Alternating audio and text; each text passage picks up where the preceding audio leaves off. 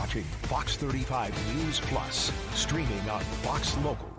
Well, good morning to you and welcome into Fox 35 News Plus. I'm Garrett Wymer and thanks for joining us on this Friday morning live on Fox Local and on YouTube. A lot going on this Friday, some national news that we're tracking with Supreme Court decisions and a lot of state news as well. And so I want to let you know some of what we have coming up later in the show today. Governor Ron DeSantis giving Fox News a tour of what they're calling Alligator Alcatraz, the temporary ICE detainment facility that's being built in South Florida. We will have more on that coming up in just a little bit. Give you a live look right there at Daytona Beach from our Hard Rock Hotel camera. You can see a lot of folks out on the beach on this Friday morning. It is, though, a Fox 35 weather impact day. Some storms going to be rolling into the area. We'll talk with Storm Team meteorologist Brooks Garner about all that in just a little bit. Evacuations underway at an Orlando senior apartment facility after a pipe burst and led to flooding throughout that building. So that is a process that's going to be going on throughout the day. We'll hear from the fire chief coming up in a few minutes. But we begin this morning with suspended Osceola County Sheriff Marcos Lopez bonding out of jail. Okay, yep, I'm here. Sheriff Lopez, do you agree with the accusations? Sheriff Lopez, do you agree with the charges? Sheriff Lopez, do you agree with the accusations? Sheriff Lopez, how does it feel to be on the other side of the perp walk? How does it feel, Sheriff? What is your message, Sheriff?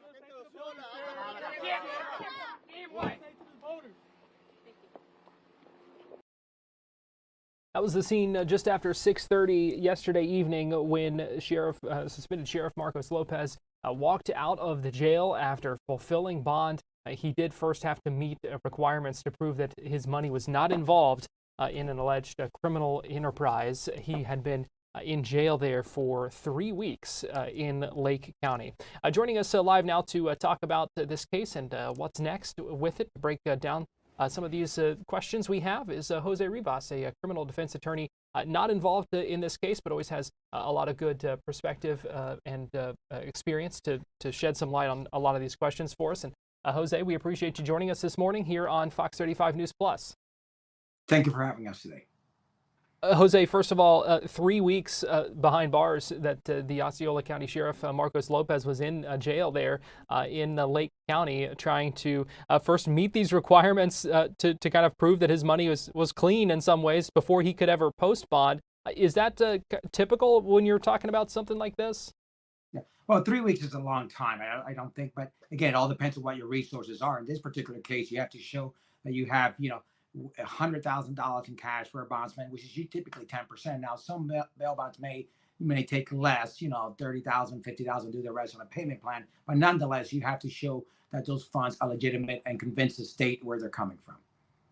When you're talking about being out on bond now, what are we know he's got a ankle monitoring, had to turn in his passport. Can you just kind of walk us through the conditions when someone is released and kind of still, with pending proceedings ahead of them? Well, the purpose of bond, like I said, is to secure that the defendant returns to court. It's not to punish or keep the individual in jail. In this particular case, an additional layer of security was a GPS, which he must wear at all times, obviously. There's also, he has to give it to the clerk of court his passport or any passport that he has, and also surrender any firearms that he has. But it's obviously an advantage to be outside. There's no restrictions that I'm aware of that he cannot go to different counties. He can travel to go visit his attorneys, or travel to visit some family. I'm sure the bail bonds is going to have some restrictions on that he can't go perhaps to Puerto Rico or outside a certain jurisdiction. But as far as the court is concerned, we did not see any restrictions that he can't travel within the state or out of state. Also, I believe he had to turn in weapons. That is correct. That's typical, in any kind of. It's a lot of times they do it on violent crimes, but usually, if you have any firearms, you have to surrender them to law enforcement, and they'll keep them during the duration of the case. So an arraignment scheduled for Monday. Can you just kind of walk us through the kind of next steps that we can expect in this case? Well, right. There's usually what we call an arraignment, and typically that's so the attorney can enter a plea of not guilty. That court hearing is going to be taken off the calendar. You're probably not going to see Marcos Lopez in court anytime soon. Typically what happens is the attorney can waive his presence at the arraignment, any other pretrial conferences, what we call status conferences, right? They're going to be waived. He will have to be appeared primarily either whether it's going to be a plea, negotiation, or a trial. But this type of case could take, anywhere from 6 months or even a year, or even longer by the time all the investigation is done and all the defense has been built. Jose, from a defense attorney's standpoint, why would you waive that so that your client would not have to appear in the courtroom for some of those procedural hearings? It's typically it's typical. Anyone that has a private attorney, we can waive their presence in court. There's no reason to go to court whatsoever. All the judge is going to say is, this is what you've been charged with. Do you have an attorney? The criminal defense attorneys have already presented what we call a notice of appearance to the court. So they've already presented to the court. They're going to get all the notifications. You can waive the presence. The Florida statute allows you to waive the presence, which in this particular case, it's funny, the court required a very high bond, a GPS, but did not require that he be present at every court hearing. There are some cases that judges do require, but usually that's for a large flight risk, right? Those are at a high flight risk. But granted that you have such a high bond, the judge did not require him to be present. Now, if he does fail to appear for any required or there's any issue, the judge can always change that condition. Now, for his attorney, I would imagine that would be even more so, given this is a high-profile case. He is a high-profile defendant in this, and would you be concerned if you were his attorney about him having to appear in court and that kind of image continuing to be out there ahead of an anticipated trial at some point? Well, there's no reason for him to be out in court or not. So the job of the criminal defense attorney is to protect your client. And again, there's no and help throughout the process, hold their hand throughout the process. There's no reason for him to go to court. He's not going to be giving any testimony. The only reason he would have to go to court again, maybe perhaps if there's any motions that need to be done where they require his testimony. But at this case or this stage of the judicial process, there's no reason for him to go to court at all. Jose, I want to talk about the case kind of at large. We know there are several defendants who have already been arrested. There's still one who is still wanted in this. Can you just talk about the kind of timeline for a case like this? Because I would imagine with so many kind of moving parts, and we're still seeing details kind of come out, that this is a complicated thing, and will kind of take a while to move through the system. Right. Usually when you have co-defendants, what's going to happen is the more co-defendants you have, the longer the case is going to get to resolve. Why? Because now after the arraignment, we're going to have where the state is going to send what we call full discovery, which is all the evidence to all the co-defendants' attorneys. Once they have all that information, they're going to start setting what we call depositions. Depositions are interviews under oath where they're going to depose all the witnesses. It's not uncommon for this case to have maybe 100 or 200 witnesses. And when I talk about those kind of witnesses, we're talking anyone that has any kind of involvement. We're not only talking co-defendants, we're talking law enforcement, anybody that did any of the forensics. Anyone that has had any kind of involvement, minor or major, on this particular case will be on that witness list. So you have to go through the list, sort them out, and then you have to start setting depositions, which could be anywhere from 20, 30 minutes to 1 hour per person. And then now that needs to get coordinated within all the parties involved. And what happens, since you have some individuals that are still out there, right, and what happens, you can only depose one witness only one time. So if you have 5 different attorneys, 5 different co-defendants, all of them need to get on the same page and depose that witness only one time. So the depositions are going to take a long time to do on this particular case. Is that a hang up, having that one co-defendant still not arrested then? It could be. There's a lot of discovery, and it's not uncommon for, you'll see, you're going to have the arraignment. At the arraignment, they're going to set what we call a pre-trial conference, which is kind of like a status conference. It's not going to be uncommon for them to ask for what we call a 2 docket continuance, which is a 2 cycle, because, heard the affidavit is 250 pages long. You as a defense attorney, you need to comb through all of that. You need to figure out who's who, what involvement is, and get investigators, start looking for people. So all of that forensics, all of that information takes a long time to build a defense. So it's not uncommon to continue this case quite some time before you have another status conference. So yes, the more discovery there is, the more co-defendants there is, the longer the case, the bigger the case, and not necessarily complex. There's just more volume of evidence that you need to sort through. All right, criminal defense attorney Jose Rivas, always appreciate you, and thanks so much for joining us this morning here on Fox 35 News Plus and breaking this down for us. Thank you. Pleasure. We're going to take a break, and we'll be right back.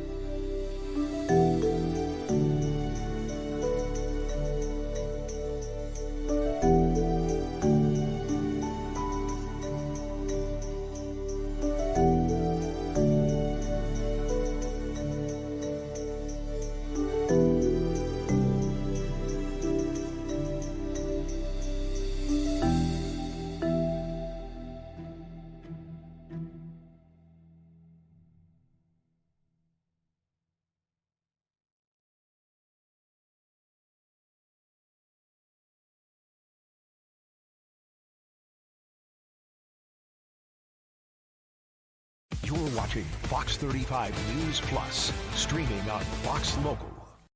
Welcome back into Fox 35 News Plus. I'm Garrett Wymer, and thanks for joining us on this Friday morning, live on Fox Local and on YouTube.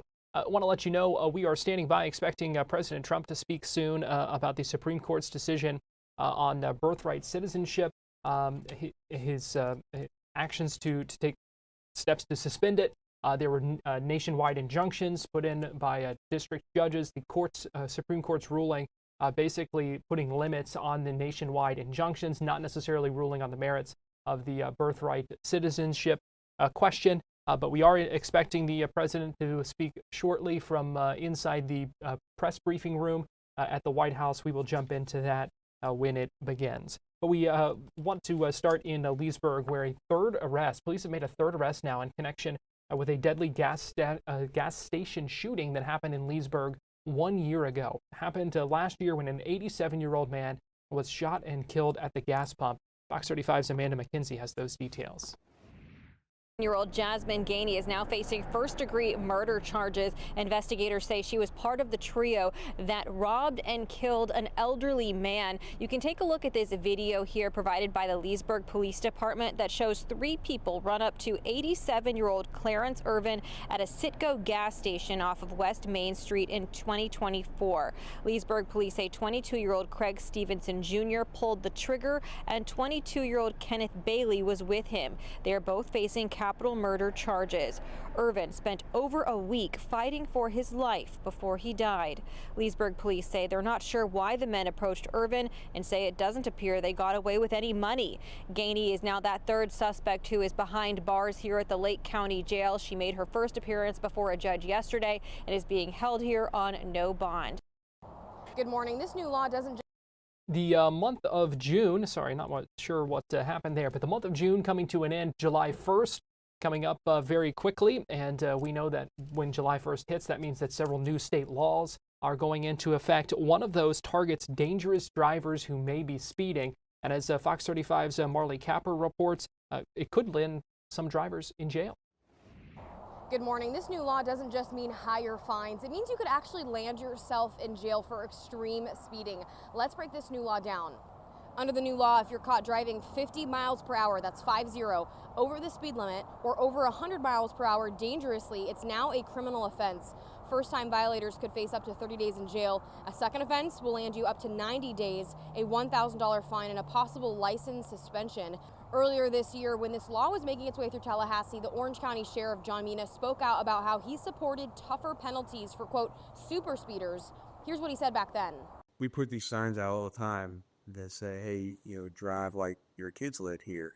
And we are going that fast in a residential area. That's what I, as a parent, and that's what most residents are concerned. You're going to hit a kid, you're going to hit a dog, you're going to kill someone. Anyone caught going over 50 miles per hour will have to show up in court, no exceptions. This law starts July 1st. That's just next Tuesday. For now, reporting for Good Day Orlando, Marley Capper, Fox 35 News. Fox 35 Storm Team meteorologist Brooks Garner joins me now. And Brooks, we're looking at another Fox 35 Weather Impact Day on this Friday. We are, Garrett. We're going to have big thunderstorms this afternoon and a lot more of them than we've seen in days past. Right over the Orlando region, we're talking damaging wind gust potential as well as frequent lightning. Now, the overall severe weather coverage won't be extreme, so this will be more of a headache and inconvenience for afternoon, evening, and Friday night plans. And it's all thanks to this upper level low pressure. This low pressure area is creating a lot of buoyancy in the atmosphere. That is air rising with reckless abandon. It's going to result in big storms that are explosive in their development, where they go from nothing to a big old thunderstorm inside of 15 to 20 minutes in some cases. Now, along with that really quick development of storms, once we reach the upper 80s early this afternoon, we will have a chance for severe storms. In this green area, they're possible, not likely, like as if it was yellow, but it's possible. And so we're going to have a couple of severe storms. That's the most likely setup from Gainesville all the way to Melbourne, including Orlando. Damaging winds will be the biggest threat to designate them as severe storms.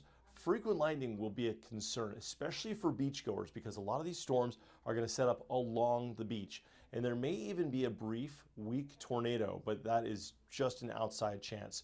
The lightning threat, though, will be considerable. So here's a look at future radar. At noon, inside of an hour from now, we're going to have a couple of storms popping. moving in from the sea breeze. And then there's going to be sort of a collision from the westerly flow coming in off of the Gulf. And that's going to result in a blossoming of storms between 3 and 5 p.m.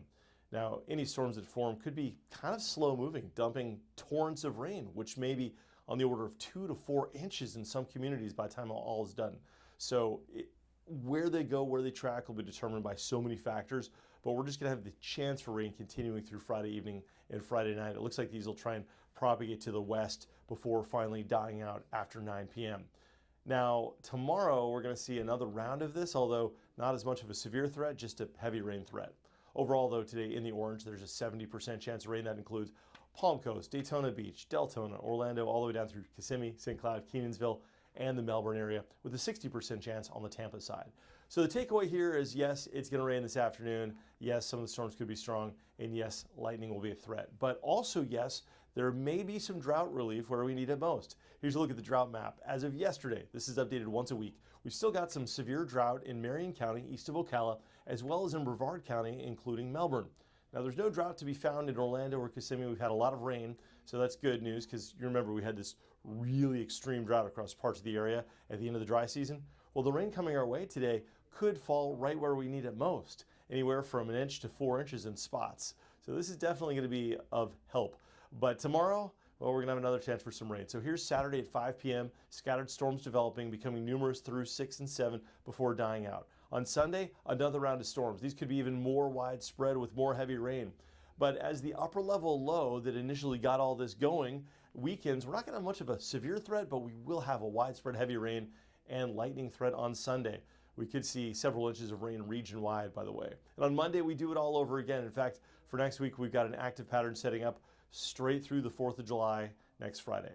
Well, in the tropics, there's a disturbance that's moving through the Western Caribbean that, as it pushes into the Southwest Gulf, the Bay of Campeche, has a 20% chance to develop. This may become a tropical depression. It's expected to work into Mexico in whatever form it takes around Tampico and Veracruz, bringing heavy rain, but it is not going to have impacts in the U.S. This is more of a meteorological interest. If by chance it was to develop, the next name on the list is Barry. We already had Andrea, I should say, in the Northeast Atlantic earlier this week. It was only a 12-hour storm, happened northeast of Bermuda. It was really just a footnote. But what's not a footnote are our rain chances, which, Garrett, remain quite high, not just through this weekend, but into next week. And it's very important to understand that today marks the 1-week anniversary, and it's a very sad anniversary, of a 29-year-old man who got hit by lightning and ultimately killed on New Smyrna Beach from a storm that wasn't even on the beach. It wasn't like he was out there in the rain. The storm's 8 miles away. It was just a bolt from the blue came from that storm and happened to hit him on the beach. Just a freak accident. But the bottom line here is you don't have to have it raining when you're out there to still get hit by lightning. If you hear a roar, head indoors, especially with this weather setup and especially today. All right, an important warning, an important reminder. Fox 35 Storm Team meteorologist Brooks Garner, we appreciate you joining us. My pleasure, Garrett. Thanks so much. We're going to take a break here on Fox 35 News Plus, and we'll be right back.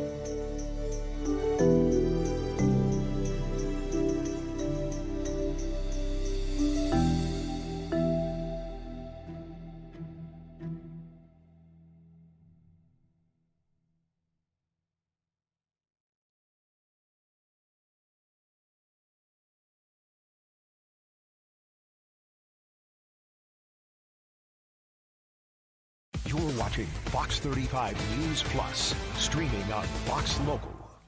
Give you another live look at the White House inside the press briefing room there, where we expect President Trump to speak in about 7 minutes or so. 11:30 is the time where we're told, as he'll speak about birthright citizenship, some of the other Supreme Court rulings as well that have come down from today. And I do believe, let me see here, we do have a Truth Social post from the president. Let me pull that up here so that you can see it. That 11:23.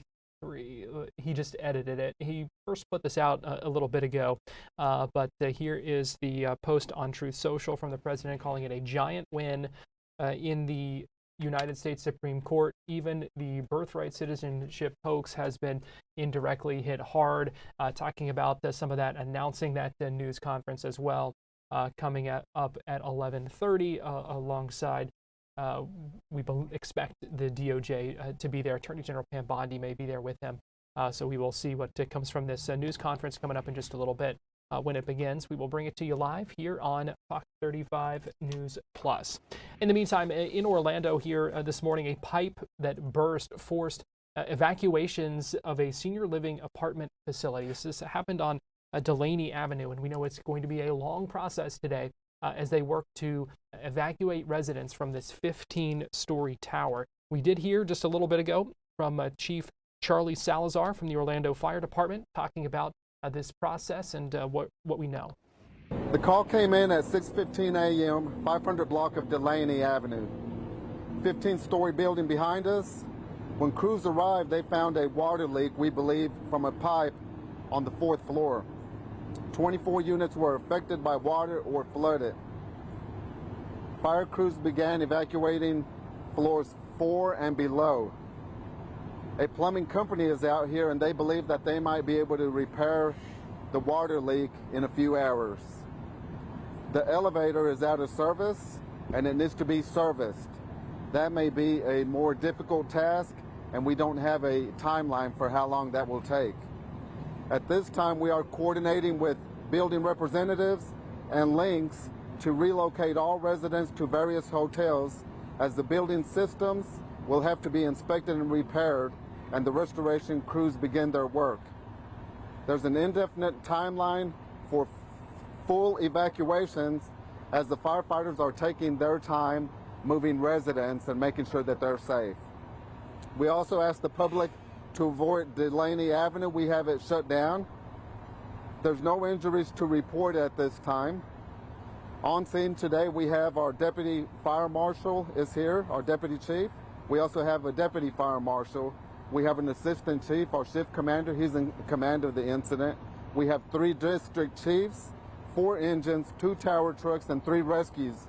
As you can imagine, a 15-story building, there's a lot of evacuation, and we're going to have to take our time with elderly residents. There's 3 to 4 Lynx buses on location that are going to help us relocate these residents to various hotels. OPD is also on scene, and they're assisting us with traffic. Emergency management is aware, and they're also assisting coordinate these efforts. Thank you.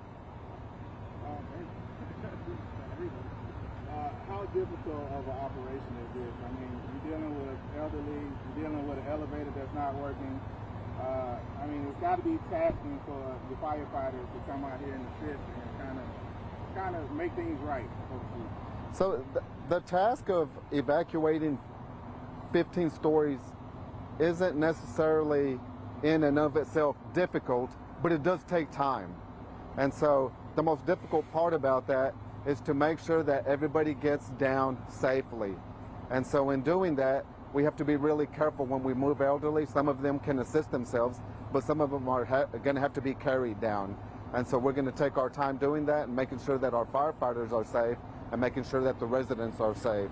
And also want to commend all the efforts of all of our fire crews and everybody involved in this effort, because they're doing extremely good work with good patience and making sure that the residents are taken care of. I know you talked about it a little bit about how many crews you had on scene, but just talk about the number of, like, if you could guess how many number of firefighters you actually had out there specifically. So that would be 4, 8, 12, 16, 20, Somewhere in about 30, somewhere around 30.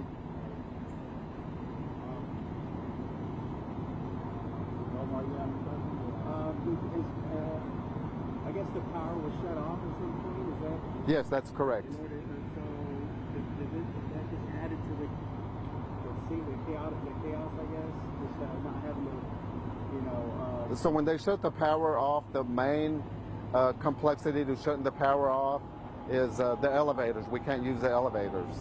And then also, we do believe that there is some AC to the building, but not the entire building. Some of the residents from what floors all the way to what are... So they were evacuated from floors 4 and below, and then we're going to work to evacuate the floors above, and that's going to be a slower, longer process. But we are going to hold them in areas that do have AC. There's an adjacent building, and we're going to hold them in those areas so that they're comfortable, and they're also being fed breakfast this morning. Okay. That's quite a response. I mean, you guys looking after the elderly folks here. What kind of response are you getting from the residents? Are they confused, or how are they doing? Most of the residents are aware. We haven't been able to notify all of the residents from floor 5 and above. We were working to do that through a PA system if they had a PA system. If not, then we were going to have to go door to door and let them know. What kind of condition are some of these folks in? They're all in pretty good shape. There's not necessarily nurses assigned to this, so they can move around on their own. A lot of them drive. It varies. Some of them move around and exercise a lot and go and do things throughout the day, and some of them are a little slower, and they're going to need some help. Okay, so for our timeline out here today, it just there's so many variables and it depends. We have an indefinite timeline. Generally, when our crews start approaching 2, 3, 4 hours, we rotate our crews with fresh crews. And as you can imagine, we need fresh crews in order for them to be safe, because as crews get tired, that's when injuries happen. So it could be 4 hours, it could be 6 hours, but we're going to stay as long as the residents need us until we evacuate each and every one of them and we know that they're safe. Sorry, one more question. What's the plan for once everybody is evacuated? So the plan right now is the building rep, they're in the process of securing hotels for the displaced residents that need a place to stay. Some of these folks also have families, so they'll go through that and make sure everybody's taken care of. Thank you. That was the fire chief talking about the evacuations of the senior living facility apartment tower there. Meanwhile, we are standing by for the start of this news conference with President Trump talking about birthright citizenship and Supreme Court ruling on that today. We're going to go ahead and take a break here on Fox 35 News Plus, but we'll be right back.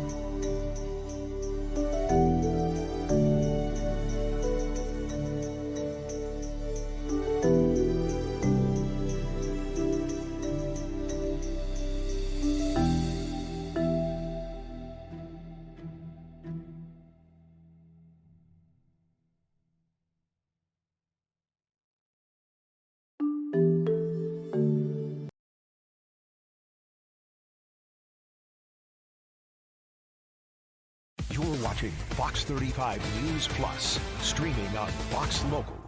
11:33, and we are standing by for the start of a news conference inside the White House press briefing room, where we expect to hear from the president reacting to the Supreme Court ruling this morning on birthright citizenship. So we will bring that to you live as soon as it happens here on Fox Local and on YouTube.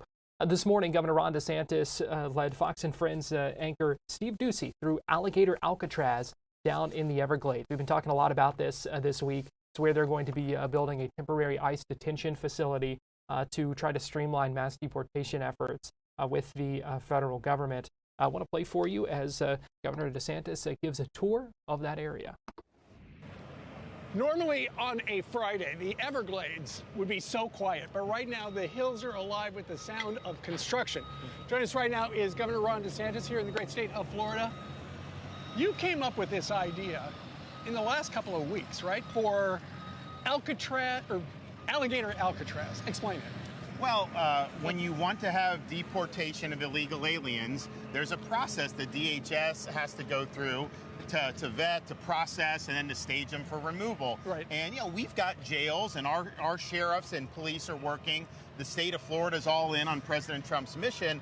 And obviously you have ICE operations, but that's not enough. And so there needs to be more ability to intake, process, and then deport. So this answers that. This is going to be able to have more than 3,000 illegals can be processed through here. We've got a massive runway right behind us where any of the federal assets, if they want to fly these people back to their home country, they can do it one-stop shop. So where will the migrants come from? And we should point out, we're about 50 miles to the west of Miami, right?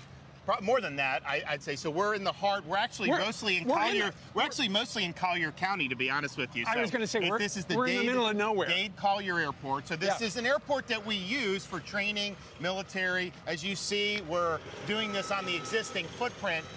But basically, I would say most of the illegals will likely be ones that are apprehended in Florida. We've got across this country about 750,000 illegals that have already been ordered to be removed by an immigration judge. We've probably got 50,000 or more in Florida. And so we're going to have our hands full just with that. But I'll tell you, this is going to be a force multiplier, and we're really happy to be working with the federal government to satisfy President Trump's mandate. None of this stuff was here, except for the runway, about a week ago. Well, there's a couple buildings with the airport. This is a functioning airport. The media has erroneously tried to say it was defunct. It's not defunct. They do have flights. All those training flights will still be able to continue, no problem. But all the stuff that goes into intake and processing of illegals, you're seeing this put up. This is all 24 hours. 24 hours from now, you're going to see even more. And by Tuesday, this will be able to have intake of illegals. And you've thought of everything. Okay, so there are 4 gigantic tents. Let's come on over here, Governor. And people are thinking, okay, you're in the middle of the Everglades. It's hot. That would explain why you've got this bank of air conditioners here. Yeah, so I mean, this is going to be, illegals will come in, they'll be processed. There'll be places for them to be housed. You'll have an ability for food. You'll have an ability for them to consult legal rights if they have that, because there is a process that's involved with this. So this is really everything. This is going to be a self-contained little area. And then, of course, you also have stuff for the staff that work here. So we've got laundry facilities, we've got showers, we've got, obviously, there you see the shower and bath facilities. Yep, right there. Yep. Where do you go to get a bunch of bathrooms like that? Well, so this is being done by the Division of Emergency Management. So when we have a hurricane, like we would actually have people stage here for hurricane response normally, anyways, but we have it when we have all the linemen come in to do the power. Sure. We have to set up little areas for them. And so you have all this type of stuff. So this is not our first rodeo. The detainee illegal alien mission's a little bit different, and the deportations, but logistics, we know how to do that. Right, and for people thinking, okay, they're going to put the migrants on this hot asphalt, it looks like you're building a subfloor, and in fact, some guys are putting down the plywood. Yeah, no, look, this will be, I mean, there's not going to be anything that they're hurting for anything. There'll be AC. There'll be things that everybody needs. There's medical here. So it's being done right. It's being done by the book. Well, when you think of the imagery of Alcatraz, Alcatraz is surrounded by a bay. here in the Everglades, we're surrounded by, you're actually surrounded by gators and pythons. So this is as secure as it gets. I mean, if a criminal alien were to escape from here somehow, and I don't think they will, you've got nowhere to go. I mean, what are you going to do? Trudge through the swamp and dodge alligators on the way back to 50, 60 miles just to get to civilization? Not going to happen. So not only that is it secure, it also takes this deportation mission out of the hair of our local and state law enforcement. This has no impact on Florida residents because some of that stuff can have an impact on them if it's in more populated areas. And so logistically, this really answers the call. You don't, all you need is a little bus to move them, you know, about 2,000 feet that way, then get on a plane and they're gone. Well, listen, the DHS must love this because they're hurting for facilities, and here you are helping the federal government out. Yeah, well, I said at the very beginning when President Trump took office, you have to have state and locals on board. You got to be on the team if you want to get the deportation mission done. We've done that better than anybody, but I hope other states will follow suit. You know, if the president is watching, I'm sure that runway right over there could probably land Air Force One. An invitation from me. We can land Air Force One right there, no problem. We'll get it done. I think the president would be impressed with what these guys are doing out here. Well, it is very, very impressive. Let me ask you something off topic regarding Alcatraz here. A couple days ago, you said regarding New York City, where that socialist won the Democratic primary, if he wins, so many people are going to be leaving New York. It's going to be a giant exodus, and they're going to be coming to Florida. You know, I mean, unfortunately, I think the bad governance just repels people. And I love New York City. I think it's one of the greatest cities in the world when it's at its peak. But now they're struggling. And if this guy gets in, all bets are off. And yes, the socialism, the tag wants to tax like white neighborhoods more. It's insane. But I'll tell you, when he says abolish the NYPD, eliminate cash bail, your personal safety as a resident there is at risk if this guy's policies go into effect. And that's the one thing I found talking to people that have moved to Florida. They have no tolerance for the kind of defund the police nonsense. And once these leftists do that, they get out of dodge because they want to protect themselves and their families. Well, and the guy's talking about the grocery stores will be run by the city.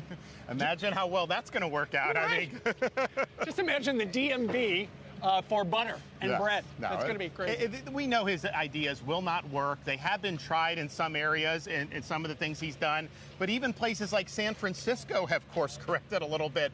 Why would you want to put somebody in office where you know it's going to lead to disaster? Well, and I've heard that I saw on social media that one of those celebrity real estate agents said as soon as he won the primary, his phone was ringing off the hook. I don't want to buy that apartment in New York. Find me something in Florida. Yeah, you know, and it's sad. I mean, we're proud of what we've done. You know, our budget in Florida, even though we have millions of more people than New York State, our budget's half the size of New York. No income tax. We're working on eliminating property tax for our residents. We're doing all this good stuff. Low crime rate, and we're proud of that. But part of the reason we've been successful is because of bad decisions in New York, Illinois, California. People ask me, well, how do you guys do it? I was like, well, I have a little cheat code. All I do is watch California, Illinois, New York, then do the opposite. And when I do that, it works out. Well, and it's one of the reasons why I am now based in Florida. There you go. I am a Florida resident. We're glad to have you. My governor, Ron DeSantis. Congratulations. This looks great. And once again, if the president's watching, call the governor's office. Come take a look. It's fantastic. So that was Governor Ron DeSantis on Fox News earlier today. You heard him say 3,000 people can be held there.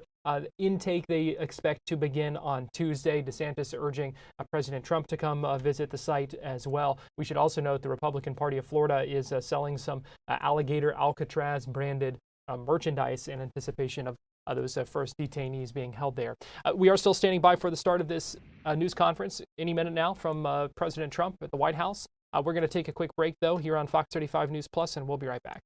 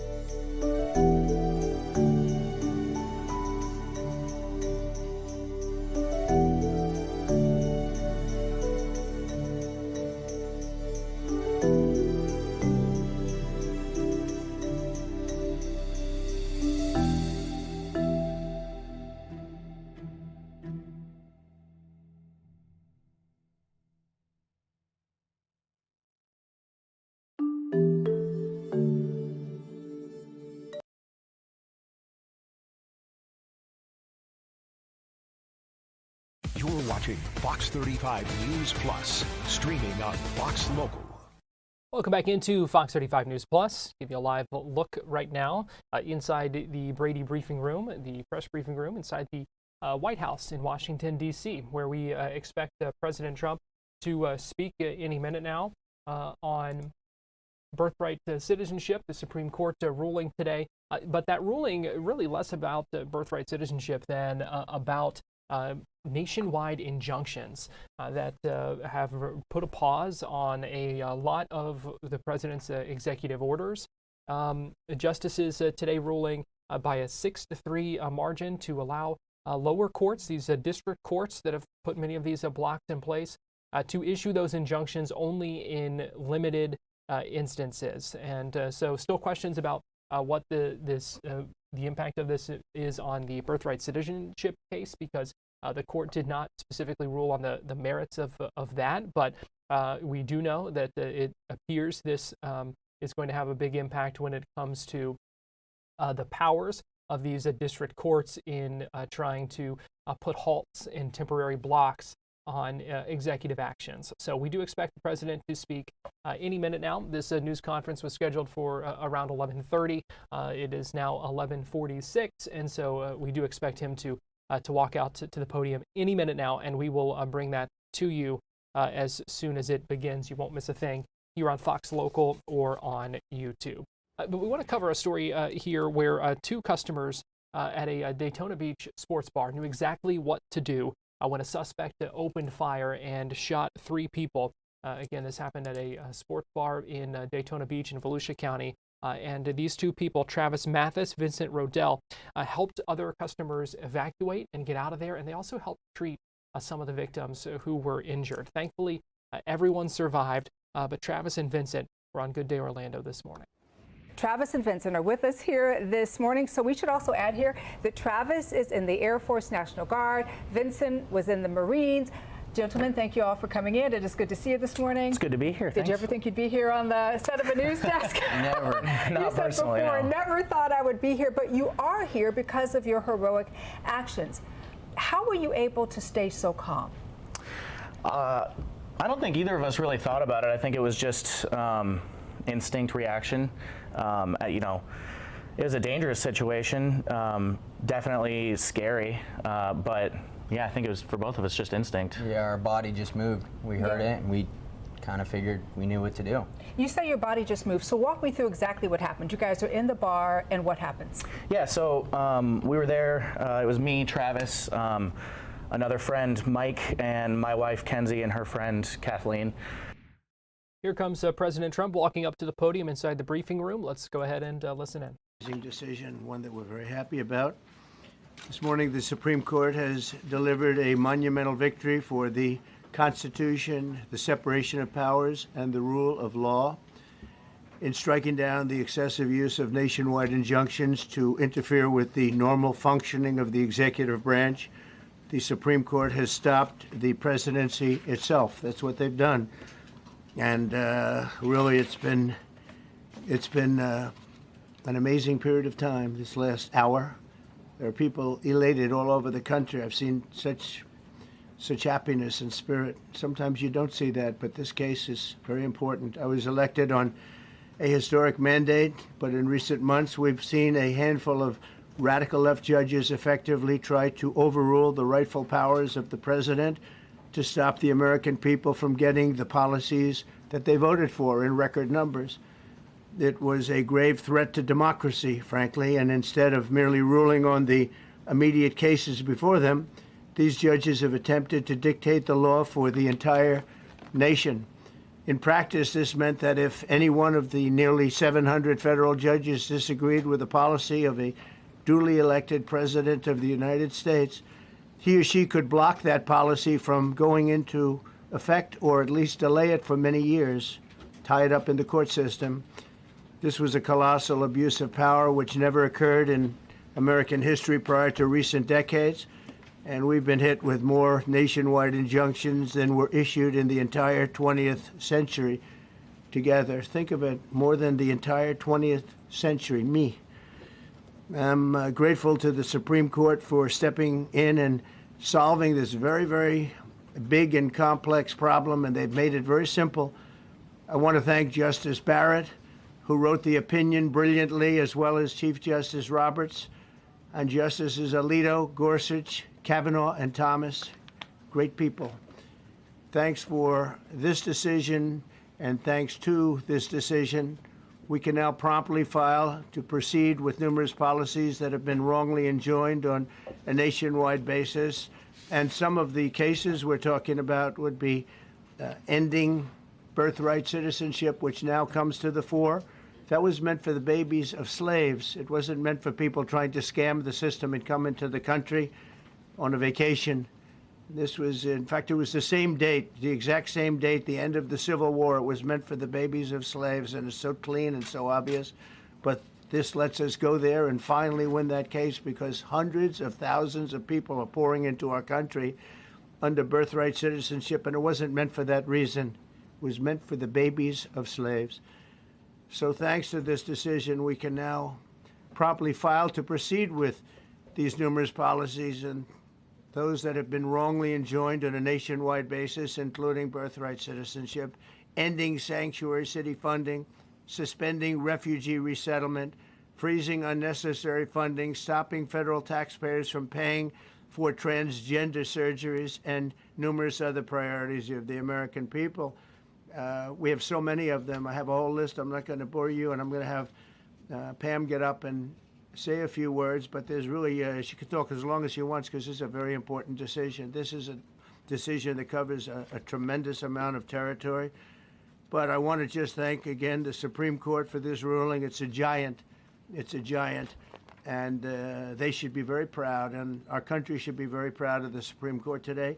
And with that, I'd like you to listen to the words of Pam Bondi. She's an incredible Attorney General. We're very proud of her.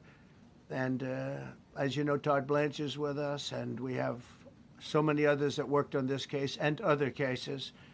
And I think they're doing a great job. Pam, please say a few words. Thank you, President Trump. Thank you for fighting for all Americans.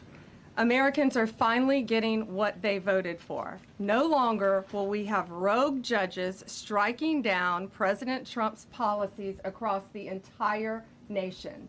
No longer. Today, in the 6-3 opinion, Justice Barrett correctly holds that the district court lacks authority to enter nationwide or universal injunctions.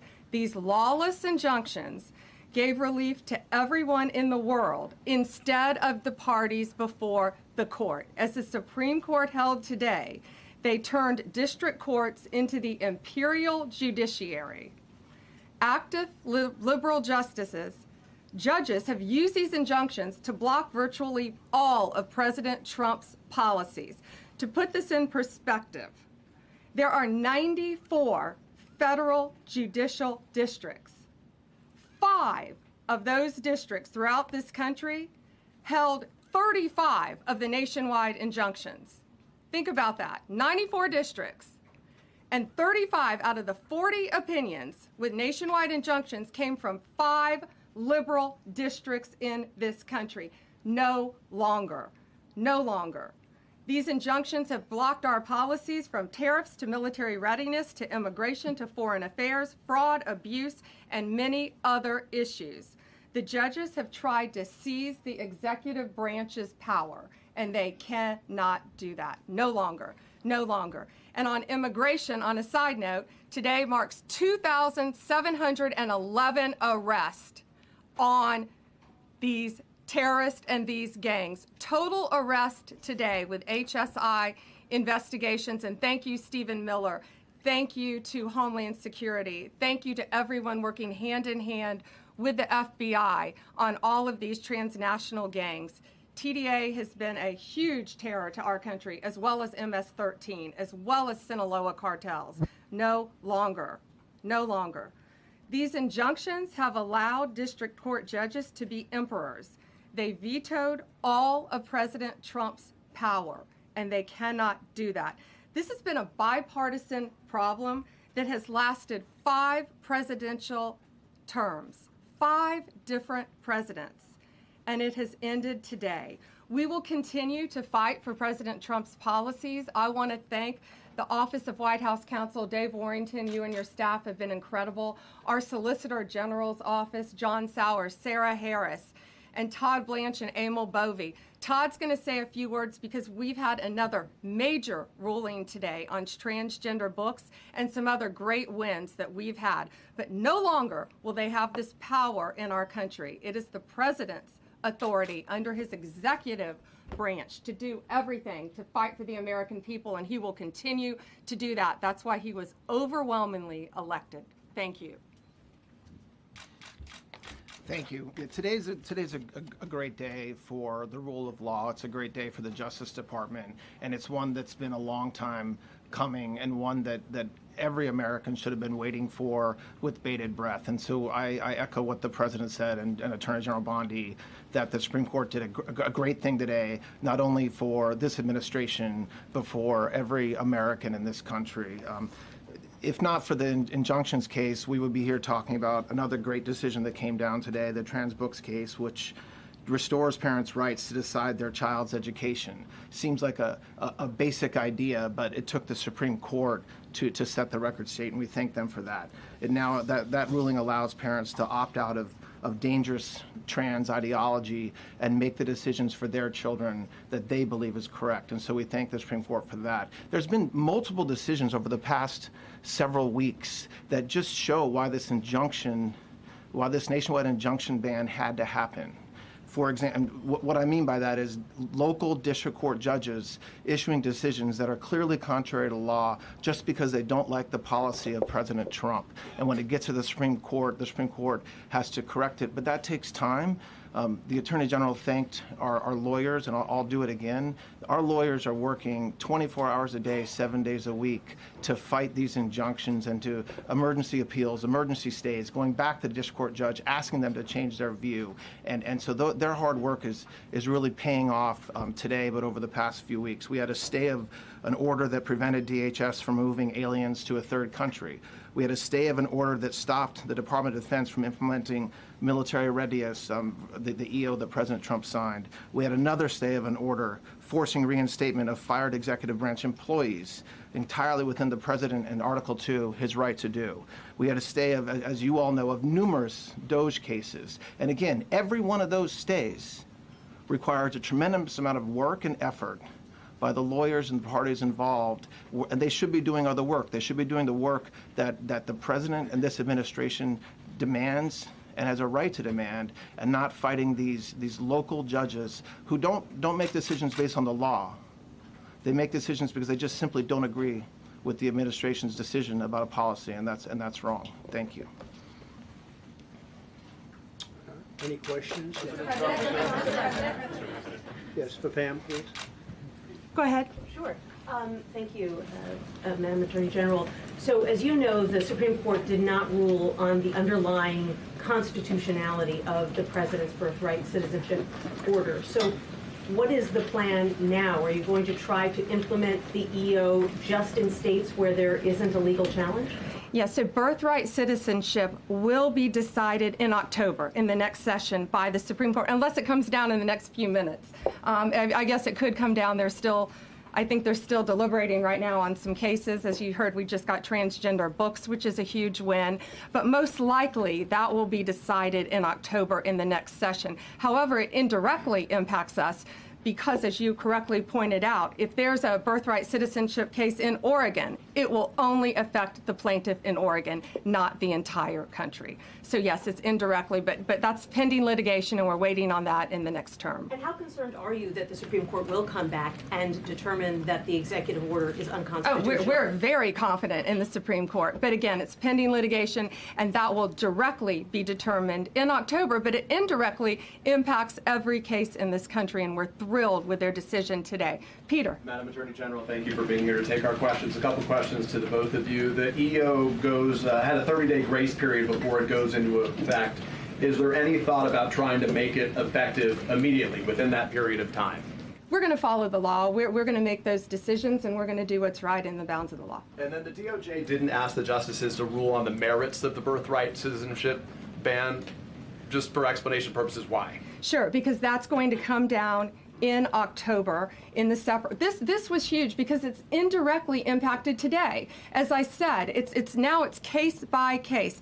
Let me reiterate, of the 35 of the 40 nationwide injunctions filed against this president, against his executive authority as president of the United States, 35 of them came from Maryland, D.C., Massachusetts, California, Washington. I mean, that's crazy. These 5 districts. So yes, it indirectly impacts us. It will be a separate decision in October. Next question. Thank you, Mr. President. A question for you, sir. Do you believe this ends the power of the lower court judges to stop your agenda? Do you see this as a full green light for your agenda going forward? Well, you'd have to really speak to the lawyers about that. But this is really also a decision based on common sense. It didn't work the other way. It was a disaster where somebody from a certain location in a very liberal state or a liberal judge or a liberal group of judges could tie up a whole country for years because their decision would sometimes take years to overturn. We've overturned many of the decisions, but it would take years to do it. And we have to act quickly when it comes to illegal immigration. We have murderers, killers, we have drug dealers, we have what they've allowed to come into our country. Should never be forgotten. It should never be forgotten what they've done to our country. And we have to be able to act very quickly, and we're going to do that. Thank you. Justice Amy Coney Barrett, sir, I know that you praised her and her opinion here in this case. She has taken some heat, though, from some of your supporters who have labeled her weak, a squishy, a rattled law professor. What is your take on that? I don't know about that. I just have great respect for her. I always have. And her decision was brilliantly written today. From all accounts, yeah. Transgender rulings, Mr. President. What would you say to Americans who fear that this is more and more concentration of power in the White House and the executive? Well, this really brings back the Constitution. This is what it's all about, and this is really the opposite of that. I mean, the question is fine, but it's the opposite. The Constitution has been brought back. Thank you so much, President Trump. Illegal crossings in the border are 0 now. 0. Does everyone hear that? 0. Trump 2028. Do you intend, President Trump? Who's that guy? I like him.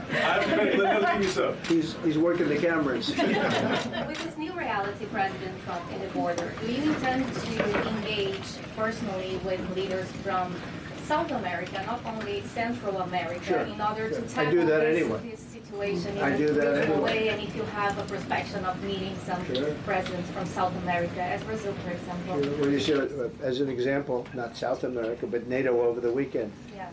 They have great respect for our country now. They did things that nobody thought was possible. They took funding from 2% to 5%. Nobody thought they'd ever pay the 2%, and now they're paying the 5%. It's over $1 trillion more a year. Think of that, $1 trillion. Nobody thought that could happen. That's a different group of people, different countries. But we get along with a lot of countries. We are respected again. Our country, the U.S., is respected again. Was not respected 6 months ago, I can tell you. Can we ask about the big beautiful? Yeah, go ahead, please. Yeah, Mr. President, you have a deadline coming up on trade in 2 weeks. Which countries, if any, on trade, on tariffs, sir, which countries, if any, are close to agreements with the administration? Well, that's an interesting question. We've made a deal with China. We've made a deal with probably 4 or 5 different countries. With the UK, it was a great deal for both. And we're in the process of making some others. But ultimately, in fact, Scott is here. And Howard Lutnick, these 2 guys have been doing an incredible job. And the people that work with them have been doing an incredible job. But, you know, we have 200 countries. You could say 200 countries plus. We can't do that. So at a certain point over the next week and a half or so, or maybe before, we're going to send out a letter. We talked to many of the countries, and we're just going to tell them what they have to pay to do business in the United States. And it's going to go very quickly. But some of the bigger countries, so India, I think we're going to reach a deal where we have the right to go in and trade. Right now it's restricted. You can't walk in there. You can't even think about it. We're looking to get a full trade barrier dropping, which is unthinkable. And I'm not sure that that's going to happen. But as of this moment, we've agreed to that, go into Indian trade. We're going to be trading in China. That's going to come a little bit down the road, but we're going to be trading in China. We have a lot of great things going, and we're getting along with countries, but some will be disappointed because they're going to have to pay tariffs. And we've taken in already hundreds of billions of dollars in tariffs. No inflation. The only problem we have is we have a Fed guy that doesn't understand what's happening, and it would be great if he'd lower the rate because we'd be able to borrow a lot cheaper. Yeah, go ahead, please. Why don't we keep it on this subject? This is such a big subject. You know what? Trade is so big, but this, I don't know, in a certain way, this might be bigger than trade. I think this is bigger than trade. Yes, please, go ahead. I was wondering, though, if you could... Go ahead. Sir, on the transgender ruling, the Supreme Court ruling that parents with religious objections can pull their kids out of public school lessons that use LGBTQ materials. Pam brought it up. Your reaction to that ruling today, sir? I think the ruling was a great ruling, and I think it's a great ruling for parents. It's really a ruling for parents. They lost control of the schools. They lost control of their child. And this is a tremendous victory for parents. And I'm not surprised by it, but I am surprised that it went this far. It took us to bring life back to normal. So it's wonderful. It's parental. And I kept saying, we will give you back your parental rights. They were taken away, and this is a tremendous victory for parents. Yeah. Mr. President, if you look at the back at the last week, it's been extraordinary in terms of the action in the Middle East. You were at The Hague. I'm wondering hell of a week, hasn't it? I'm wondering now if you believe that Iran. I'm wondering now, sir, if you believe that Iran has given up its long history of ambitions with nuclear weapons, or what you would like to see from them to prove that they do, and what type of meetings is your administration looking for next week with Iran? So Iran wants to meet. As you know, their sites were obliterated. They're very evil nuclear sites. They were, now has been proven. We had some fake news for a little while. The same people that covered the Hunter Biden laptop was from Russia. The same people that did 3 or 4 other Russia hoax. But on their ambition. No, wait, just listen. They came up with something that delayed the credit that our great pilots and these great what talent that was, and they hit it right down in the spot. 52,000 feet. Think of this dark, no moon, you couldn't see a thing, and they hit the refrigerator door, as they say. That's the size of a target, and overwhelmingly, and it's amazing what was done. We're the only ones that could have done it, and we took out the 2 of the other sites also. In addition to that, we finished them off. That was a very evil intention. I believe that, and again, time will tell, but I don't believe that they're going to go back into nuclear anytime soon. They spent over $1 trillion on nuclear, and they never got it together. And nothing was moved from the site, by the way. To do that is very dangerous. It's very, very heavy material. Those cars were most likely the cars of masons because they were pouring concrete at the top, at the hatch, as you know, the hatch going into the nuclear site. They wanted to reinforce it, and they had some masons there pouring concrete. By the way, that concrete was obliterated. It hit exactly at the concrete.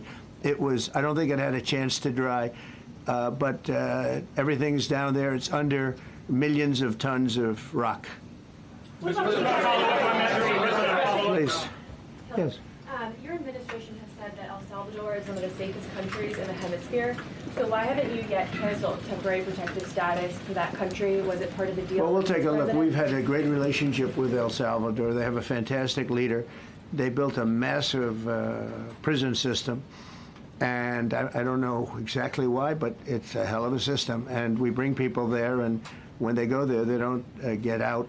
And frankly, when they hear they have to go there, they become very nice people. They become very nice people. It's a tough system, but it's a brilliant system, and it's a system done by a very, very good leader. We'll talk about El Salvador. A lot of respect. Yeah, please. Thank you. A question for you, and then a question for the Attorney General. As you go into negotiations and talks with Iran, are you demanding not only that there would be no uranium production inside of Iran, but also that Iran would turn over all existing stockpiles of uranium? Well, you know, we're a little early for that, but something like that, yeah, we'll do something like that. Let me say that I've been saying for 25 years, even as a civilian, you cannot let them have a nuclear weapon, and that's what happened. It's been obliterated. It would be years before they could ever get going, and I really think it's probably the last thing. They have to recover from a hell of a tough war. Would you also be demanding that the IAEA have full rights to inspect in Iran? Or somebody, yeah, or somebody that we respect, And then including ourselves. And a question for both the President and the Attorney General. Under birthright citizenship, if this is implemented, who would be tasked with actually vetting citizenship? And how, like, would this be a situation where you have nurses and doctors checking for citizenship of parents, or? This is all pending litigation. It's going to be decided in October by the Supreme Court, and we'll discuss that after the litigation. If you have an undocumented baby, would that baby then be an enforcement priority? The violent criminals in our country are the priority now. Let me put it in perspective. Today marked the 2,711th arrest in our country of TDA members, just TDA. Everyone in this room agrees they are one of the most violent criminal organizations in the world. And the Biden administration let them walk into our country for the last 4 years.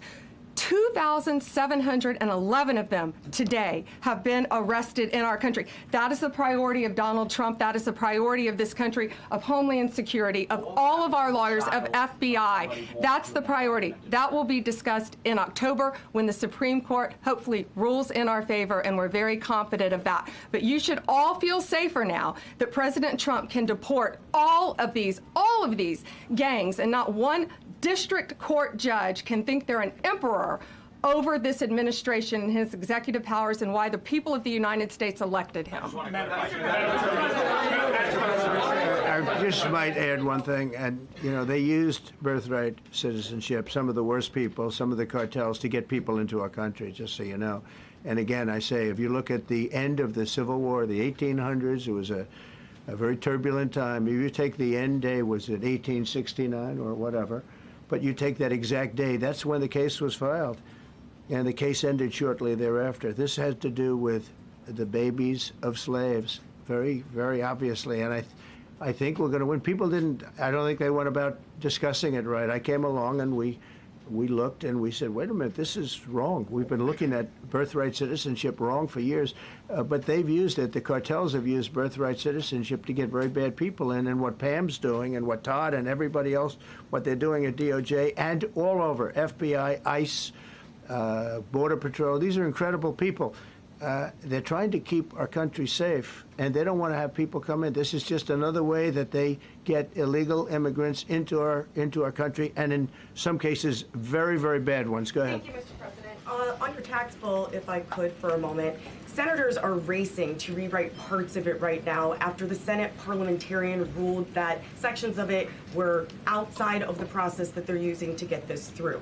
Do you think that senators should respect the decisions of the parliamentarian? And what have you personally done in the last 48 hours to try and get Republican senators who are against the bill to a yes? Well, look, it's a great bill. It's a massive tax cut. If it's not approved, your taxes will go up by 68%. Think of that, 68, a record, the highest in the history. The Democrats won't approve it only because politically it's so good for the Republicans. The Democrats aren't approving it. But think of what they're not approving. They're not approving border security. We've done a great job at the border, but we have to add some wall. We have to do various things. We have no money for that. We have no money for the border. We have no money for so many things. But if the Democrats, it'd be interesting to see if we get any Democrat votes. We should. If I were a Democrat, I would absolutely, maybe Fetterman, because he seems to be the most sensible one lately.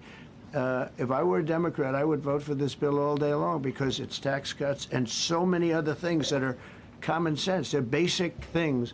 I think they're doing fine. The parliamentarian's been a little difficult.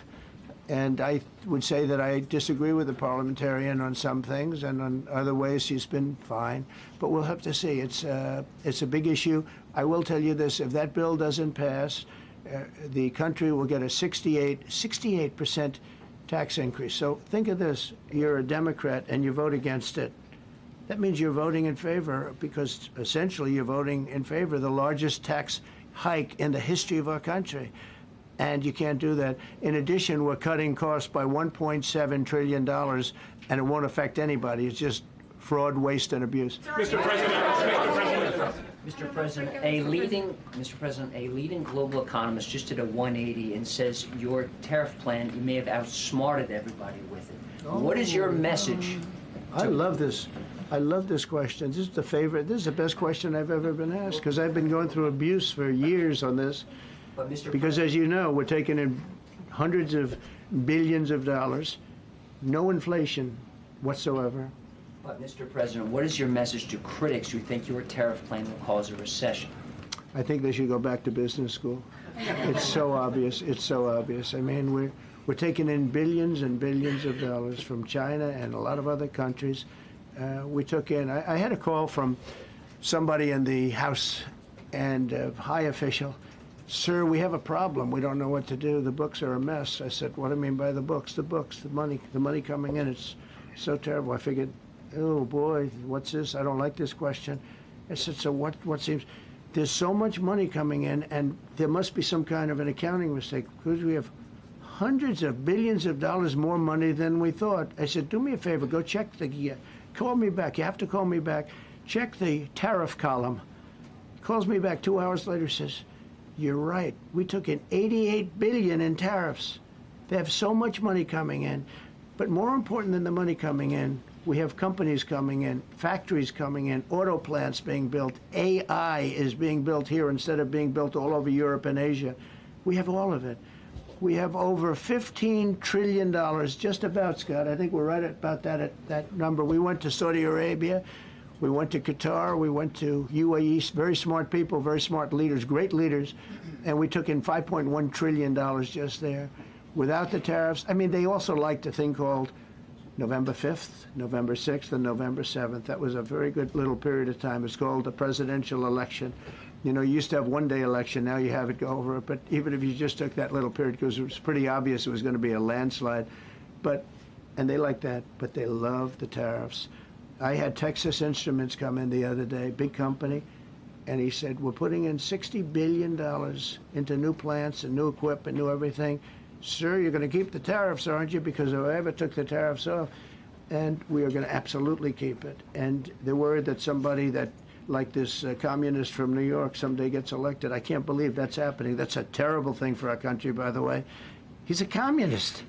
We're going to go to a communistic state. That's so bad for New York. But the rest of the country is revolting against it. But if somebody got elected, they're afraid that if this was taken off, well, we're going to guarantee it's never going to be taken off. And again, we're taking in think of this, hundreds of billions of dollars. And they were all confused because they've never seen this before. You know, it's always the other way. We don't have enough money. So much money is coming in at levels that nobody's ever seen. But most importantly, we have factories being built, car plants being built, companies moving to our country like never before. If you look at 15 trillion, and that's only in a few months. You know, I haven't been here that long. Presidents, like the last one, was a disaster. He's the worst president in the history of our country, by the way. What he did on our border can never, ever be forgotten. To me, that's the worst of all the things. And he's done some terrible things, grossly incompetent. Nobody knew it was him because I don't think it was him. I think it was whoever was controlling the auto pen. But our country is doing great. And those leaders and other leaders, I just left, as you know, a large group of the most highly respected people. And that includes big countries. When you look at Germany and France and Spain, although Spain didn't come through, but they will. By the way, guaranteed they will. That was the only country that sort of tried to hold back on putting up the money. But just so you know, they said, it's unbelievable what's happened to the USA. You were a dead country.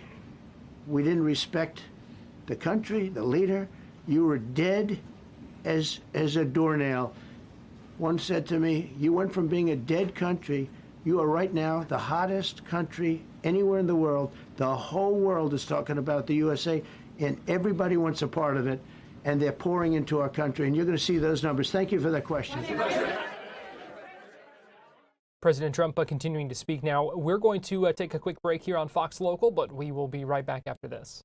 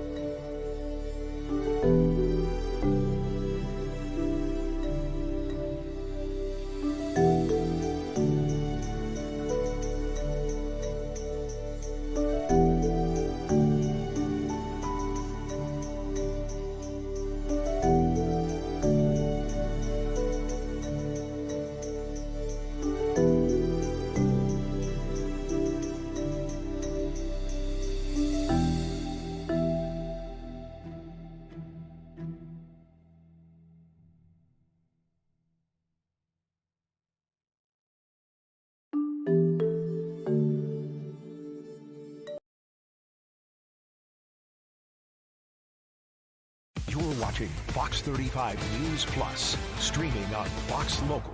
Welcome back into Fox 35 News Plus and our continuing coverage here this morning. President Trump continuing to take questions from reporters during this press briefing, where he was first talking about the Supreme Court ruling today that put limits on injunctions issued by district court judges. Let's continue to listen in. We should also note we do expect to hear shortly from the first and second round picks of the Orlando Magic, speaking with Jeff Weltman, the president of basketball operations. So you'll see that live look in the corner there while we wait on that to begin. So let's go ahead and go back to the White House and listen in as the president continues to speak. Have trade with the United States. It's great. But you want to go and start using nuclear weapons on each other? We're not going to allow that. And they both agreed. Both have great leaders. They both agreed not to do it. So we did a lot, but I appreciate that question.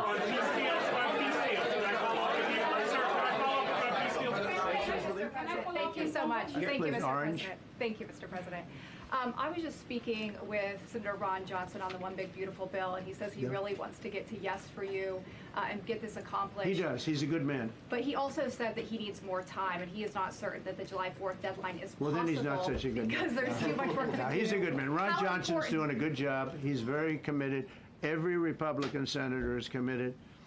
And, you know, you could have a couple of grandstanders, in all fairness. You could have somebody else. And it's very dangerous because our country would go from being the most successful country in the world to who knows what happens with a 68%, think of it, 68% tax increase. That was given by the Democrats because they like high taxes. I don't know what happened. You know, all my life, I'd grow up and I'd watch politicians talking. I'd say, oh, that's fun. And they were always saying, we will cut your taxes. We will cut your tax. I never heard it. They say, we will raise your taxes. And they elect people like this guy in New York that maybe has a chance. I find it hard to believe, but he maybe has a chance. They want to raise your taxes. So they want to see a 68% tax increase. That's more money than anybody could afford. You'd go into a depression if that ever happened. So I think there's a lot of pressure to get that approved. How important is the July 4th deadline to you? If it's important. It's not the end all. It can go longer, but we'd like to get it done by that time, if possible. And look, we have a lot of very committed people, and they feel very strongly about a subjects that you're not even thinking about that are important to Republicans. The problem we have is that it's a great bill. It's a popular bill, but we'll get no Democrats only because they don't want to vote for Trump. If that bill was their bill, oh, they would be so happy. It's so great for our military. It's great for everything. And they would normally vote, but because their hatred of Trump, they have Trump derangement syndrome at levels never seen before. And instead of voting for a tax cut, they're voting for a tax increase of 68%. They're voting to destroy Social Security, destroy Medicare, and destroy Medicaid. And we're voting to make them perfect and to make them better, make them stronger and better. They're going to destroy Medicaid, and they're going to destroy Medicare, and Social Security will follow. If you vote for the Democrats, you're dead on those three things. Thank you, Mr. President. On a related subject, many Democrats have said that they are not going to support crypto bills in Congress only because of you and your family's personal crypto ventures. And these votes are in some cases needed to pass. Are you open to the idea of pulling away from your personal crypto ventures just for the next few years if that helps get these crypto bills passed in the next few months? Well, it's a very funny thing, crypto. So I became a fan of crypto, and to me it's an industry. I view it as an industry, and I'm president. And if we didn't have it, China would, or somebody else would, but most likely China. China would love to. And we've dominated that industry. It's a big industry, by the way. In fact, when the stock market went down recently, crypto and Bitcoin and all of that went down much less than anybody else as a group.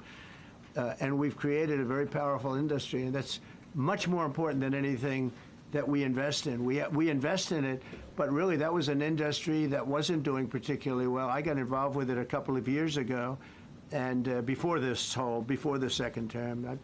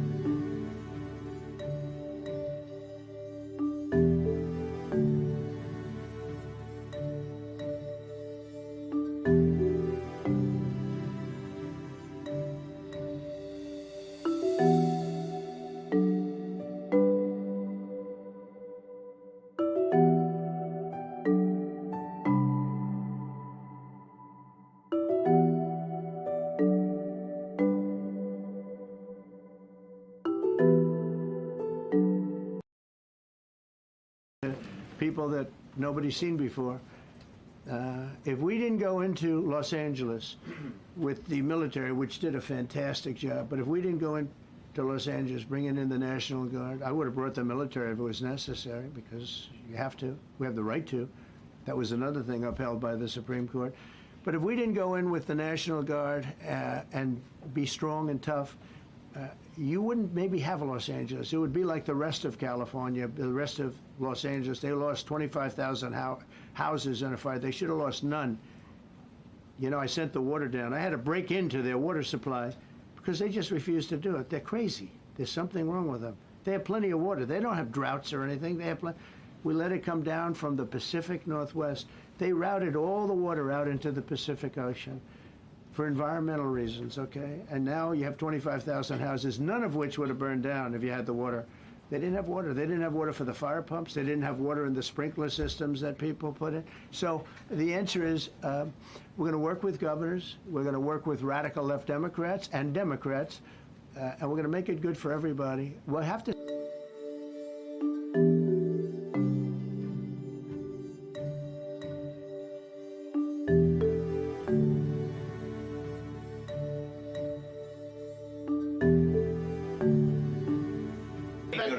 Yeah, with the glasses. I'm with you, Go ahead, yes. Yeah, no, the man behind you, yeah, please. President Trump, Anthony Mashak from Amphibian, Lebanon. I want to ask you regarding the threats posed by Iran's allies and proxies operating in the U.S. President Trump continuing to take questions in the White House. We are also standing by for the start of a news conference in Orlando, where we will hear from the Orlando Magic's draft picks, Jase Richardson and Noah Penda. First and second round picks. We expect them to begin speaking shortly. We're going to take a quick break here, though, on Fox Local, and we'll be right back.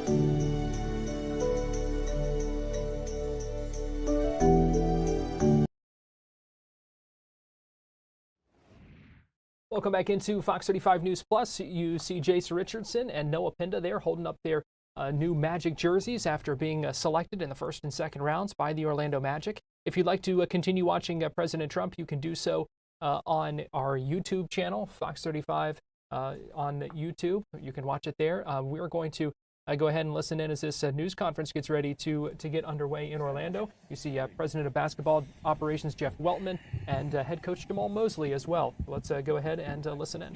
Third time in 3 days, guys, for the hardcore.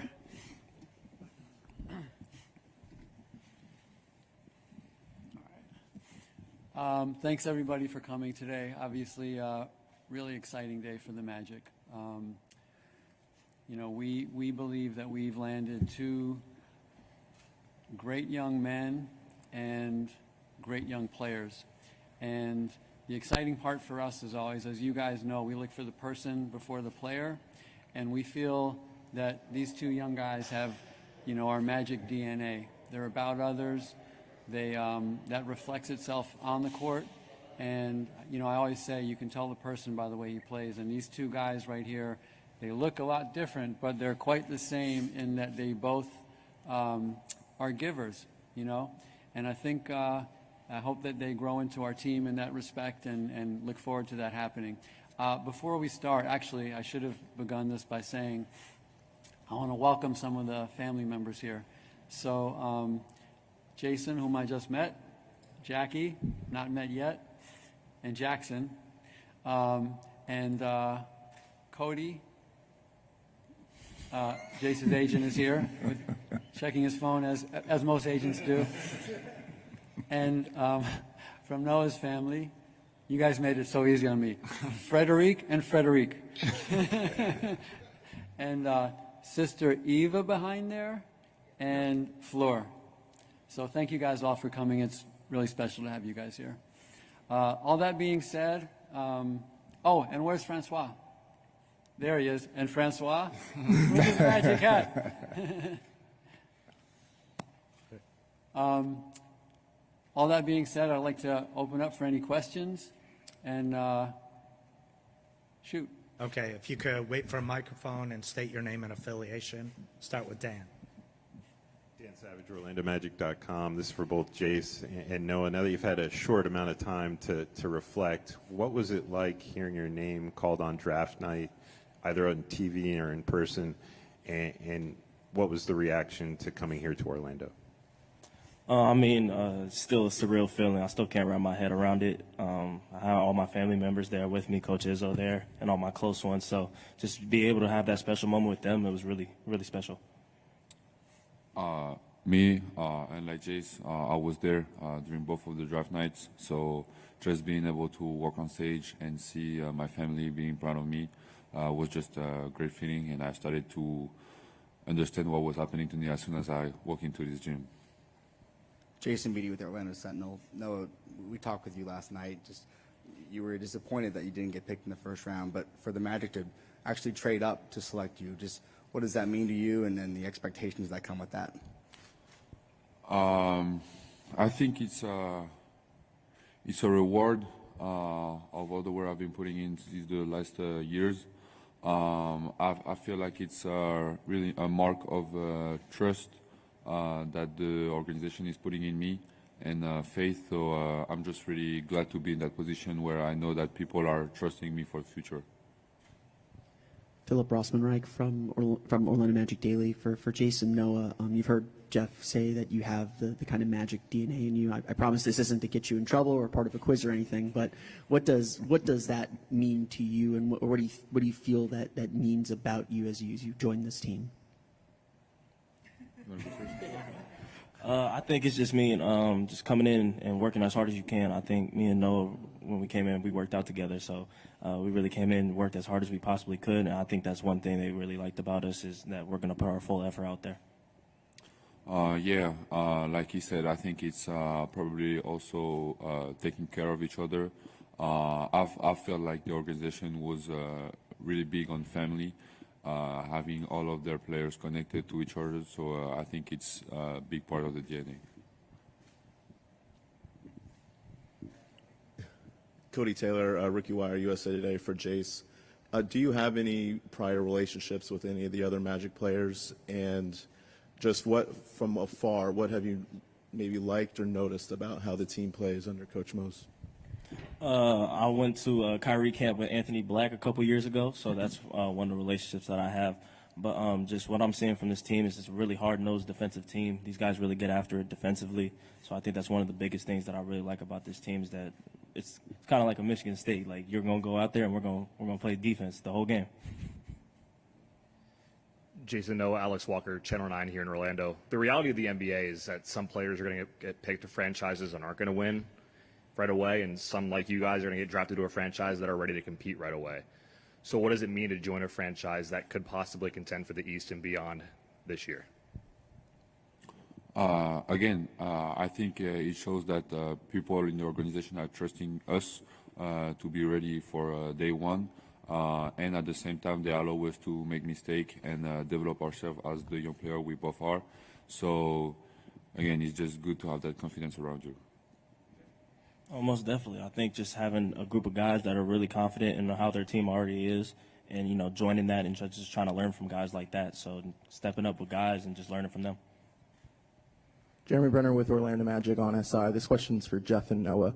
So over the last few years, I think when Wembanyama came into the draft, there was kind of this rise in French talent coming into the NBA, and we've seen that over the years. There's been more and more French talent coming into the league. What has changed over the last few years to kind of elevate the French talent in the world, and what can you bring, Noah, to this team that you've learned through playing in France? I'd say the mentality in France. I've been in both of those eras. I've been in between the transition between the mentality of the coaches, the Federation of Basketball in France. Everything has evolved. You have a different way to approach the game now. We start to look up to the United States of how they play, how they train, and we try to catch up to this mentality of always working harder and harder. So I think the progression translate into like we had yesterday overall in the draft we had six French players drafted to teams. So I think it's encouraging for the French basketball, and it shows that we are evolving as a nation. Jamahl, this is for you. Jase Richardson with Orlando Sentinel again. Just how does Noah impact Orlando's defensive identity? Just watching him and seeing how he plays, his physical stature, the IQ, the ability to guard multiple positions. I think just sitting in that realm for us right now, the switchability, I think that's sits a lot on the forefront for us. Hey, Jamahl, back here. Zach Maskowitz, West 2, back at the cameras. Straight ahead. There you go. Gotcha. There you are. You got a chance to have Jase and Noah in the building now for obviously a short period of time, but what's your overall impression of meeting these young men and how they can gel and fit with this team? Well, like Jeff said, character. The character first, their families. And before I do anything, you have to give Jeff and his team credit for what they've done, the research that they do, the hours that they spend to getting it right, and bringing the right type of player and person in the building. And so to that point, it says they've been fantastic. Welcome them with open arms. The way in which they approach the people in the building, they understand what we are about. He talked about family, the way that these guys connect to each other. The guys were on the floor just a minute ago, being around each other, getting some work in, and they fit exactly what that is and who we are and what we represent here. Mo's Dan Savage, OrlandoMagic.com. Jeff talked last night about once you get the guys in here, indoctrinating them into the Magic way. What goes into that process? And as you're going through that process, how much does it help that you have guys who've already gone through it in and out of the building, especially during the summer? It's huge. Them being able to come into the building, meet guys, talk, and just fit right in. But again, it speaks to their character. It speaks to the way that they were raised, that it's about people. It's about the how you treat people, the care factor you have. They're both selfless individuals, and that fits who we are as a group. And more than anything, on the other side of it, on the court, they're both competitors. And that's going to be big for us, whether they're 19 and 20 or 25 and 30. They're competitors and they want to compete, and that's who we are in this organization. Back here in the back, Shane Whitehead, WFTV. Jase, this is for you. For those of us that have covered this team for quite a while, we can remember you running around the Amway Center, watching your dad, 6, 7 years old, maybe 8, I don't know. But what's it like for you to kind of complete this circle, and your first NBA shot is with the team your dad played for? It's a super crazy feeling. I remember coming around here, running around the Amway Center, Stuff's Castle. I was running around in there doing 360s, trying to dunk, just running around. So it's just super crazy from, being there as a kid to now being an NBA player on the team. So it's super crazy. Ryan Welch from News 6 here in Orlando. Jase, is also for you, and kind of piggybacking off that question, what is your relationship like with your dad as someone that has obviously been there and done that? How much do you lean on him for advice and feedback as you go through this process? I mean, a lot. When you have somebody that's gone through something that you want to go through, you take any advice you can get. So I'm always open ears, listening to anything he has to say, any advice he has to give. So it's a really good resource, and I have a really good relationship. Jase in the back here, over here. Brandy Green, Spectrum News. So what does the number 11 mean to you? Why did you want to wear it for the Magic? For me, my original number is 4, but Jalen's got that, so I can't go back to that one. But 11, I wore it in college because 4 was retired there, but Kyrie Irving was one of the players I kind of looked up to as a kid. So 11, and then my name's Jase Richardson II, so it kind of means like the second. So you got the double one.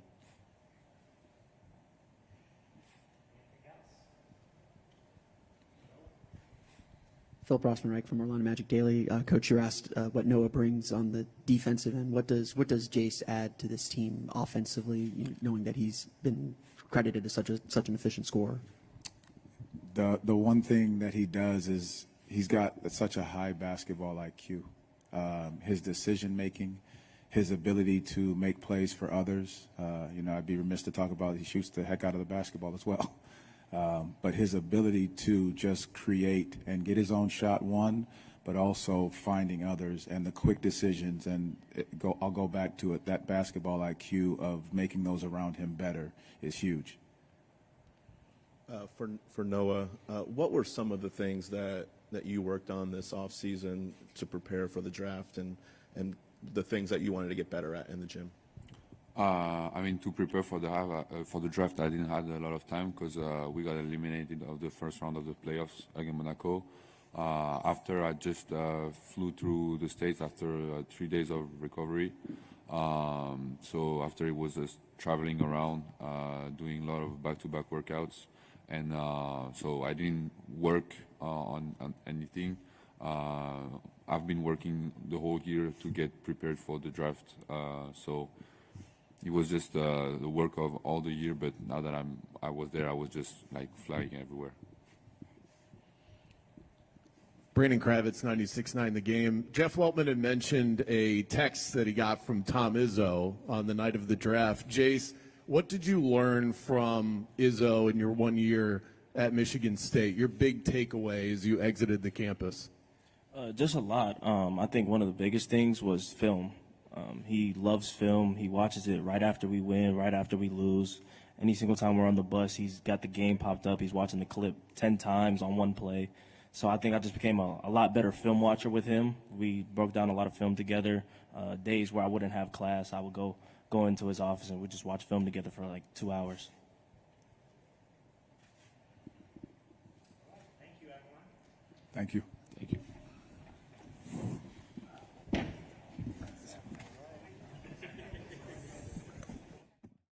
Jase Richardson and Noah Penda, the newest members of the Orlando Magic. You see Noah right there. You saw Jase following after him, carrying their new jerseys, shaking hands with Jeff Weltman, the president of basketball operations. We also heard from head coach Jamahl Mosley speaking at the Advent Health Training Center as well in Orlando this morning. Now they'll looks like maybe take some more pictures and that kind of thing as well. So the newest members of the Orlando Magic being introduced to the media following the conclusion of the NBA draft. Well, we appreciate you joining us here on Fox 35 News Plus this morning. Going to take a short 2-minute break, and then we'll be right back to wrap up our coverage this afternoon. So keep it here on Fox Local.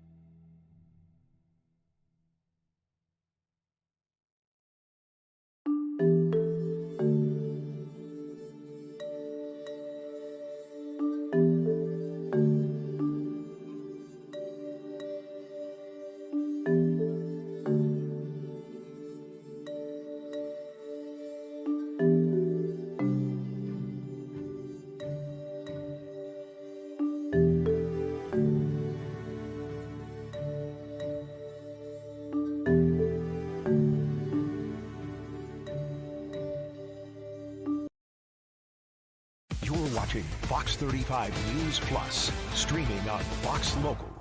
Welcome back into Fox 35 News Plus. I'm Garrett Wymer, and thanks for joining us on this Friday afternoon, live on Fox Local and on YouTube. We have extended our coverage today, a lot of live events going on, and we want to let you know about a couple more that we are monitoring and waiting to see here shortly. I can give you a live look in Minnesota, where we expect an update from U.S. attorneys there in the Vance Belter case. He is the suspect accused of shooting two state lawmakers and their spouses, and this on the day that the two who were slain will be lying in state later today inside the Minnesota state capitol. So we're standing by for an update there. We are also awaiting an update at 1 o'clock from Tampa, where we are also hearing from a U.S. attorney in that area, where they're going to be talking about an arrest and federal charges against someone for threatening a law enforcement officer. So we will bring that to you as well when it begins here on Fox Local. We also have our 2 o'clock hour of Florida Live coming up here shortly as well.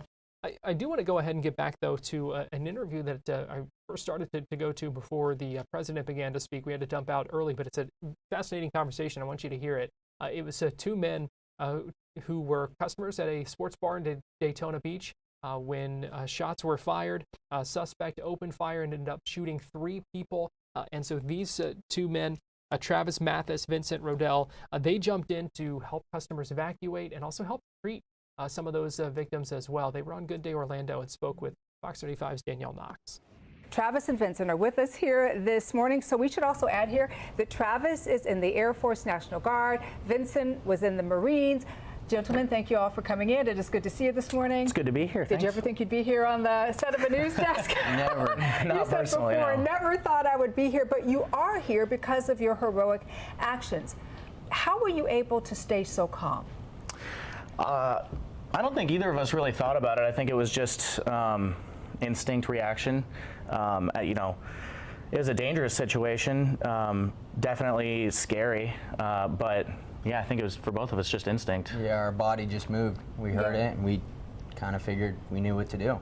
You say your body just moved, so walk me through exactly what happened. You guys are in the bar, and what happens? Yeah, so we were there. It was me, Travis, another friend, Mike, and my wife, Kenzie, and her friend, Kathleen. My wife and her friend were playing pool. We were sitting at one of the high top tables next to the pool table. Everything was pretty normal. Right before the shooting happened, our waitress came over. Seemed a little bit off. I asked what was off, and she mentioned the individual that was acting intoxicated, that was being kicked out. Right as she mentioned that, shooting started happening, and my wife and her friend were actually some of the first people that heard it. They were already getting on the floor when I went over and dove on my wife to protect her. I'm not sure what you did at that time because I was face down on top of my wife. But, yeah, we were in the middle of a conversation at the table, and after I heard two gunshots, because they go pretty fast, I instantly knew what it was. I dropped down. I saw him take out his wife because he did not just lay on top of her. He took her out. And at that point, I figured I needed more coverage, so I crawled, went behind the pool table, and we waited until the gunfire stopped before we started helping. So how important was your military training and background in this, would you say? As far as when the shots started happening, everybody in the bar seemed to react the same way.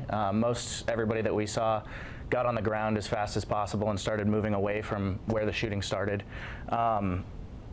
I think the instincts to go back inside the bar and then the knowledge of medical training to help the people that were injured.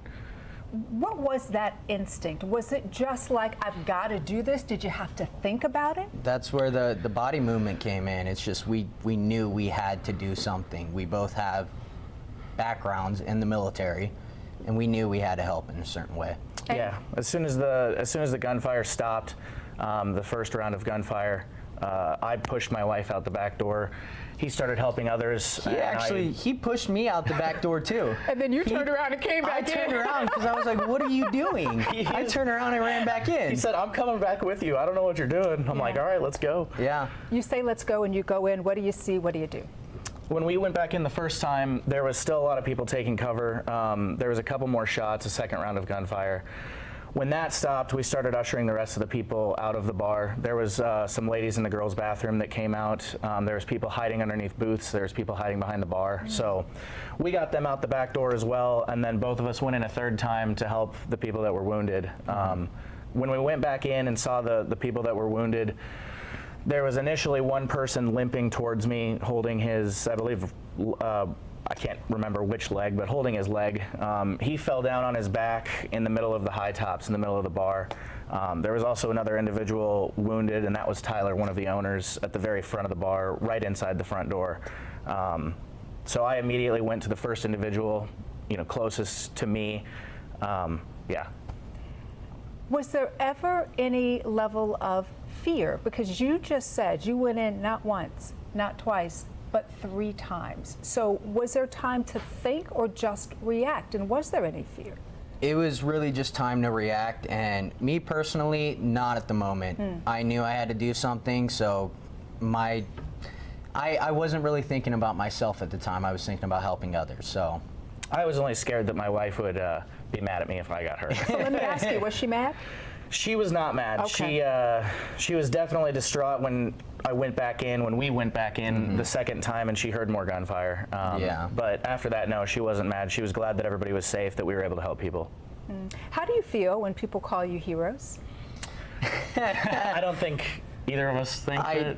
I get called it a lot at my work, and I really don't think I am. It was a wrong place, wrong time for everyone, but luckily we were there to help. That's the way I think about it. Absolutely, I agree. What advice would you give for other people? Let's say they're in that situation and they're in a bar or they're in a crowded place and something like that happens. What advice would you give to them in terms of reaction?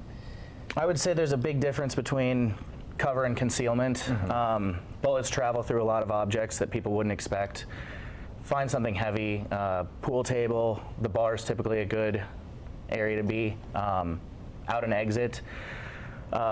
Realistically, staying as low as you possibly can until the shooting stops. You hear it with when they teach school children about active shooters, run, hide, fight. That's about the initial reaction. So also be careful of where you're running. Shots can echo indoors, so you don't want to run the wrong direction. And I know we have to wrap, but let's talk about that for just a quick minute. You said be careful of where you're running. What exactly do you mean by that? Well, like I said, so shots can echo indoors, so you don't want to run the wrong way into the shooter. So when you hear the shots, you want to be able to go... Yeah, get your bearings first. Don't panic. Know your surroundings. Know your surroundings. Know where the exits Even when are, you walk in, right? Yes, correct. Right as you walk in, learn your surroundings, know where all the exits are, know where your protection is. Good. All right, so can I call you guys heroes? That's Is it okay? Like to. All right, I will. You guys are heroes, and we appreciate everything you have done. Nobody was go ahead. Could I say one more thing? Yes, absolutely. There's a fundraiser going on at Southern right now for Tyler. They're doing a raffle. There's 300 total tickets. They're selling them for $20 a piece, and they'll be announcing the winner of that raffle on Monday, July 7th. Those proceeds go for his hospital bills to help him in his recovery. He's good. We've both talked to his brother on the phone. He's had multiple surgeries, but in good spirits, making jokes, and definitely happy to be alive. Oh, so we wish him the best for sure. Oh, and everybody involved. Thank you both so much. We appreciate you and everything that you did. Thank you. We're talking about a scary situation there, but glad that those 2 men were there to help and in whatever ways they could to get people out of there and to help treat the victims who were hurt. And you heard that information as well about the fundraiser going on to help one of the victims. Well, we appreciate you joining us this afternoon for an extended Fox 35 News Plus. We are still standing by for the starts of these news conferences coming up in just a little bit, one out of Tampa, one out of Minnesota. So we will get you to those when we can. In fact, it looks like the shot is up here, so we will go ahead and stand by for this, and we'll be back at 2 with Florida Live.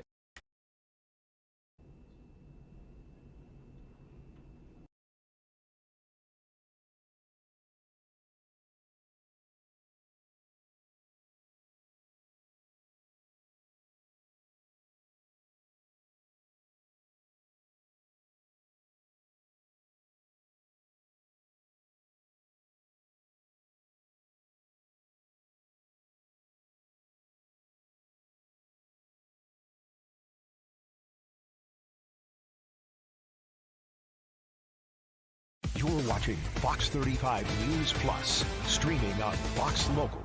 Well, good morning to you and welcome into Fox 35 News Plus. I'm Garrett Wymer, and thanks for joining us on this Friday morning live on Fox Local and on YouTube. A lot going on this Friday, some national news that we're tracking with Supreme Court decisions and a lot of state news. District of Florida. With me at the podium is Matt Fodor. He's a special agent in charge of the FBI for the Miami Field Division. This week, the Middle District of Florida grand jury indicted Salvador Rosotto for threats he made against the United States Attorney for the District of New Jersey, Alina Habba. The defendant was arrested this morning in Orlando in connection with that indictment.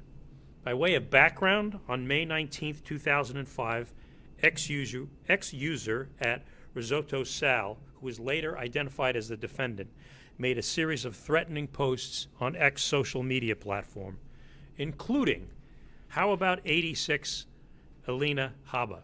Keep in mind this took place shortly after the controversy in the media about the use of 86 and what 86 actually meant.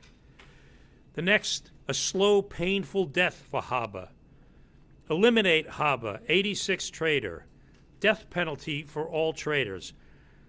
I hope you die a painful death," to name just a few. Many of those threats are listed in the indictment, but frankly, at this press conference, they are much too vulgar to quote. An investigation by the FBI showed the defendant resided in Orlando and was using an IP address in Orlando. The FBI and the United States Marshal Service took immediate action to identify Risotto and ascertain that Risotto had in fact made the threats in response to perceived official actions by United States Attorney Habba. The two-count indictment that you have before you alleges that the defendant transmitted interstate threats to injure the victim, U.S. Attorney Habba, and that the defendant was retaliating against U.S. Attorney Habba, a federal law enforcement officer, by threats. The allegations in the indictment that I have summarized to your allegations, the defendant is, in this case, as in all cases, presumed innocent and until proven guilty. As an aside, make no mistake about it, and the word should go forth, that if you threaten to kill or injure any person in the Middle District of Florida, our office, in conjunction with the FBI, our other federal law enforcement officers, and state and local officers will partner together to identify, pursue, and federally prosecute you. You will be held accountable under the laws of the United States. We will stop you from threatening victims and from following through on those threats. Our highest priority is to keep our community safe. In this case, our law enforcement partners, FBI Tampa, FBI in Newark, where U.S. Attorney Habba resides, and the United States Marshal Service demonstrated that disrupting threats of violence is also a top priority in each one of their agencies. Threats of violence not only impact the victims, but they impact our entire society. And they impact the very fabric of our society. I want to take a moment to directly call out the harms that threatening federal officials have caused, including U.S. attorneys and their staff. And by just talking about the federal family, I don't mean to leave out state and locals, because our state and local partners receive threats on a routine basis. But in the federal level, in addition to U.S. Attorney Habba, the last month has seen the United States Attorney in the Northern District of New York threatened by a defendant wielding a knife and who was illegally in the country.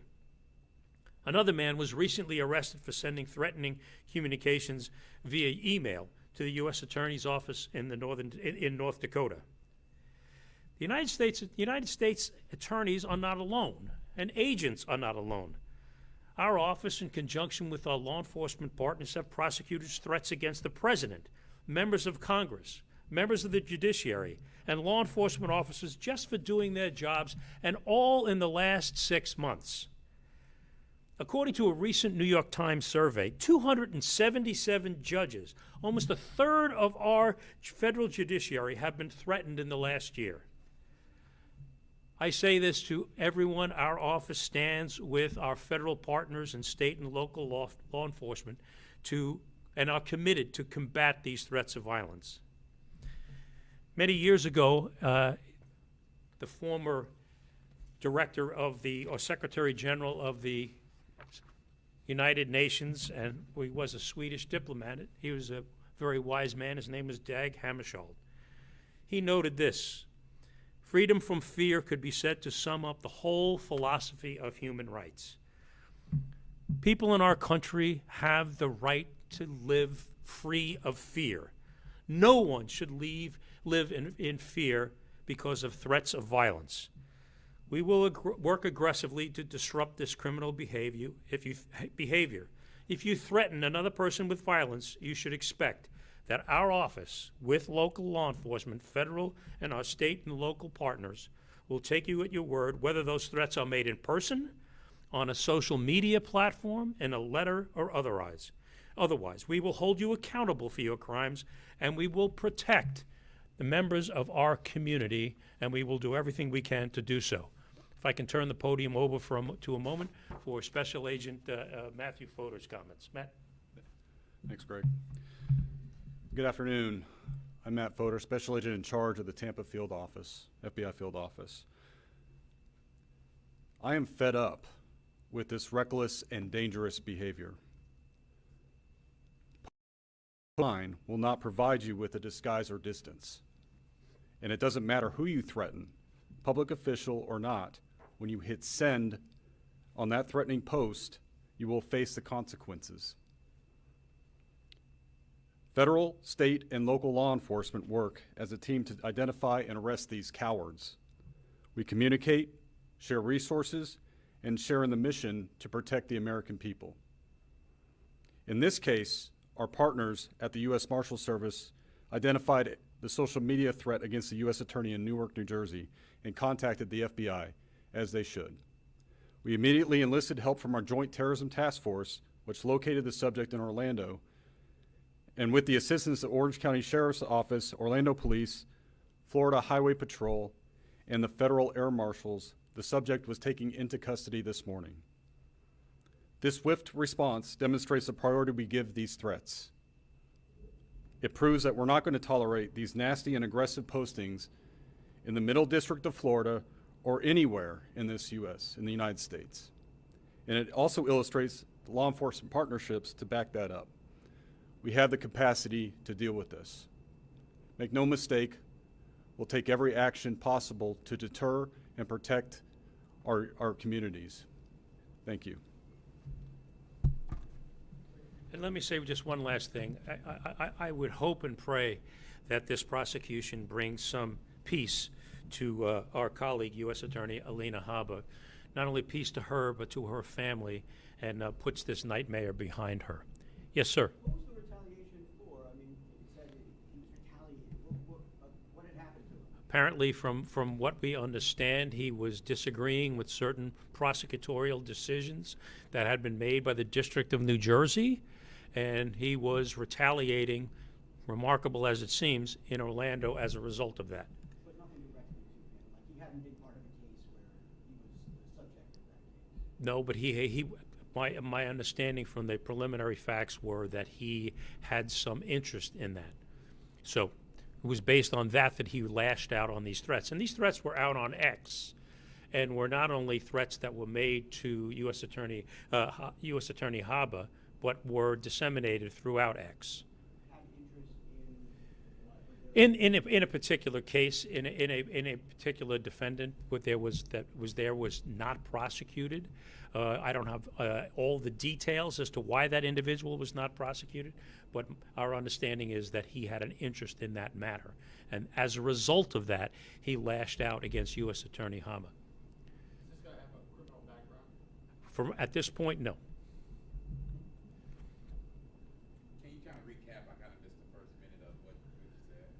You missed the first minute. What we are doing here was we filed a 2-count indictment against Salvador Russotto, Russotto, for threatening the U.S. Attorney for the District of New Jersey, Alina Habba.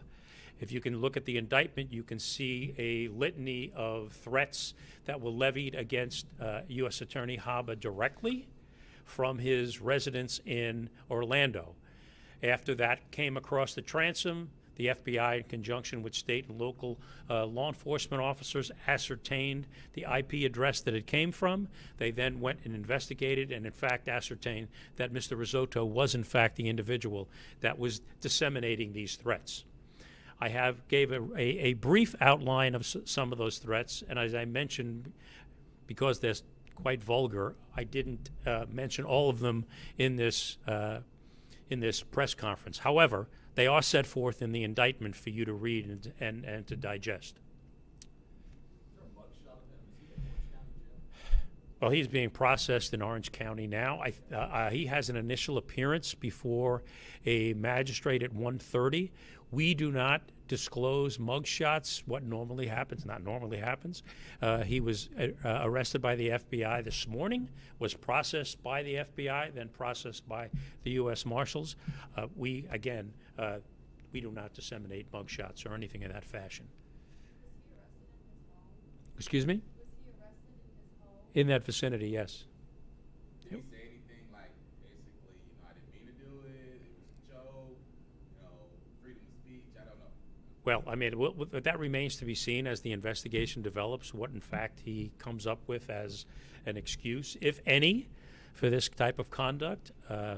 As you can see, it's quite specific, and it's quite directed, and it is directed for a specific reason. So I will let you piece together the mens rea elements involved before an individual puts that type of venom on a platform that goes at least nationwide. And again, it was on X. Can you talk about, a lot of people will post things on social media, but it matters what you're saying, and what you put out there, it still could be a crime. It can be a crime. Not everything that's posted on social media is a crime. When you cross the threshold of threats, which is what we have here, then as Special Agent SAC Fodor said, you're in a different realm. You can exercise your First Amendment rights. You and I can disagree on politics. You and I can disagree on a number of things. But when you move into the arena of putting it on platforms, on letters, and any other type of social media, or just verbally a specific threat against a specific individual, calling for the death of that person, calling for quote-unquote 86 in that person, then we move into the threat of an area, and you've put you've committed two crimes in this sense. One is threats in interstate commerce, and two, extremely important, is a threat against the federal officer exercising his or her role in working for the United States Attorney's Office for the District of New Jersey.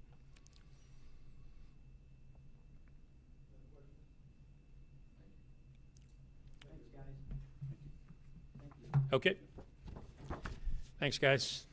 Appreciate you guys coming on Friday. Yeah, really. I know this all came on short notice, but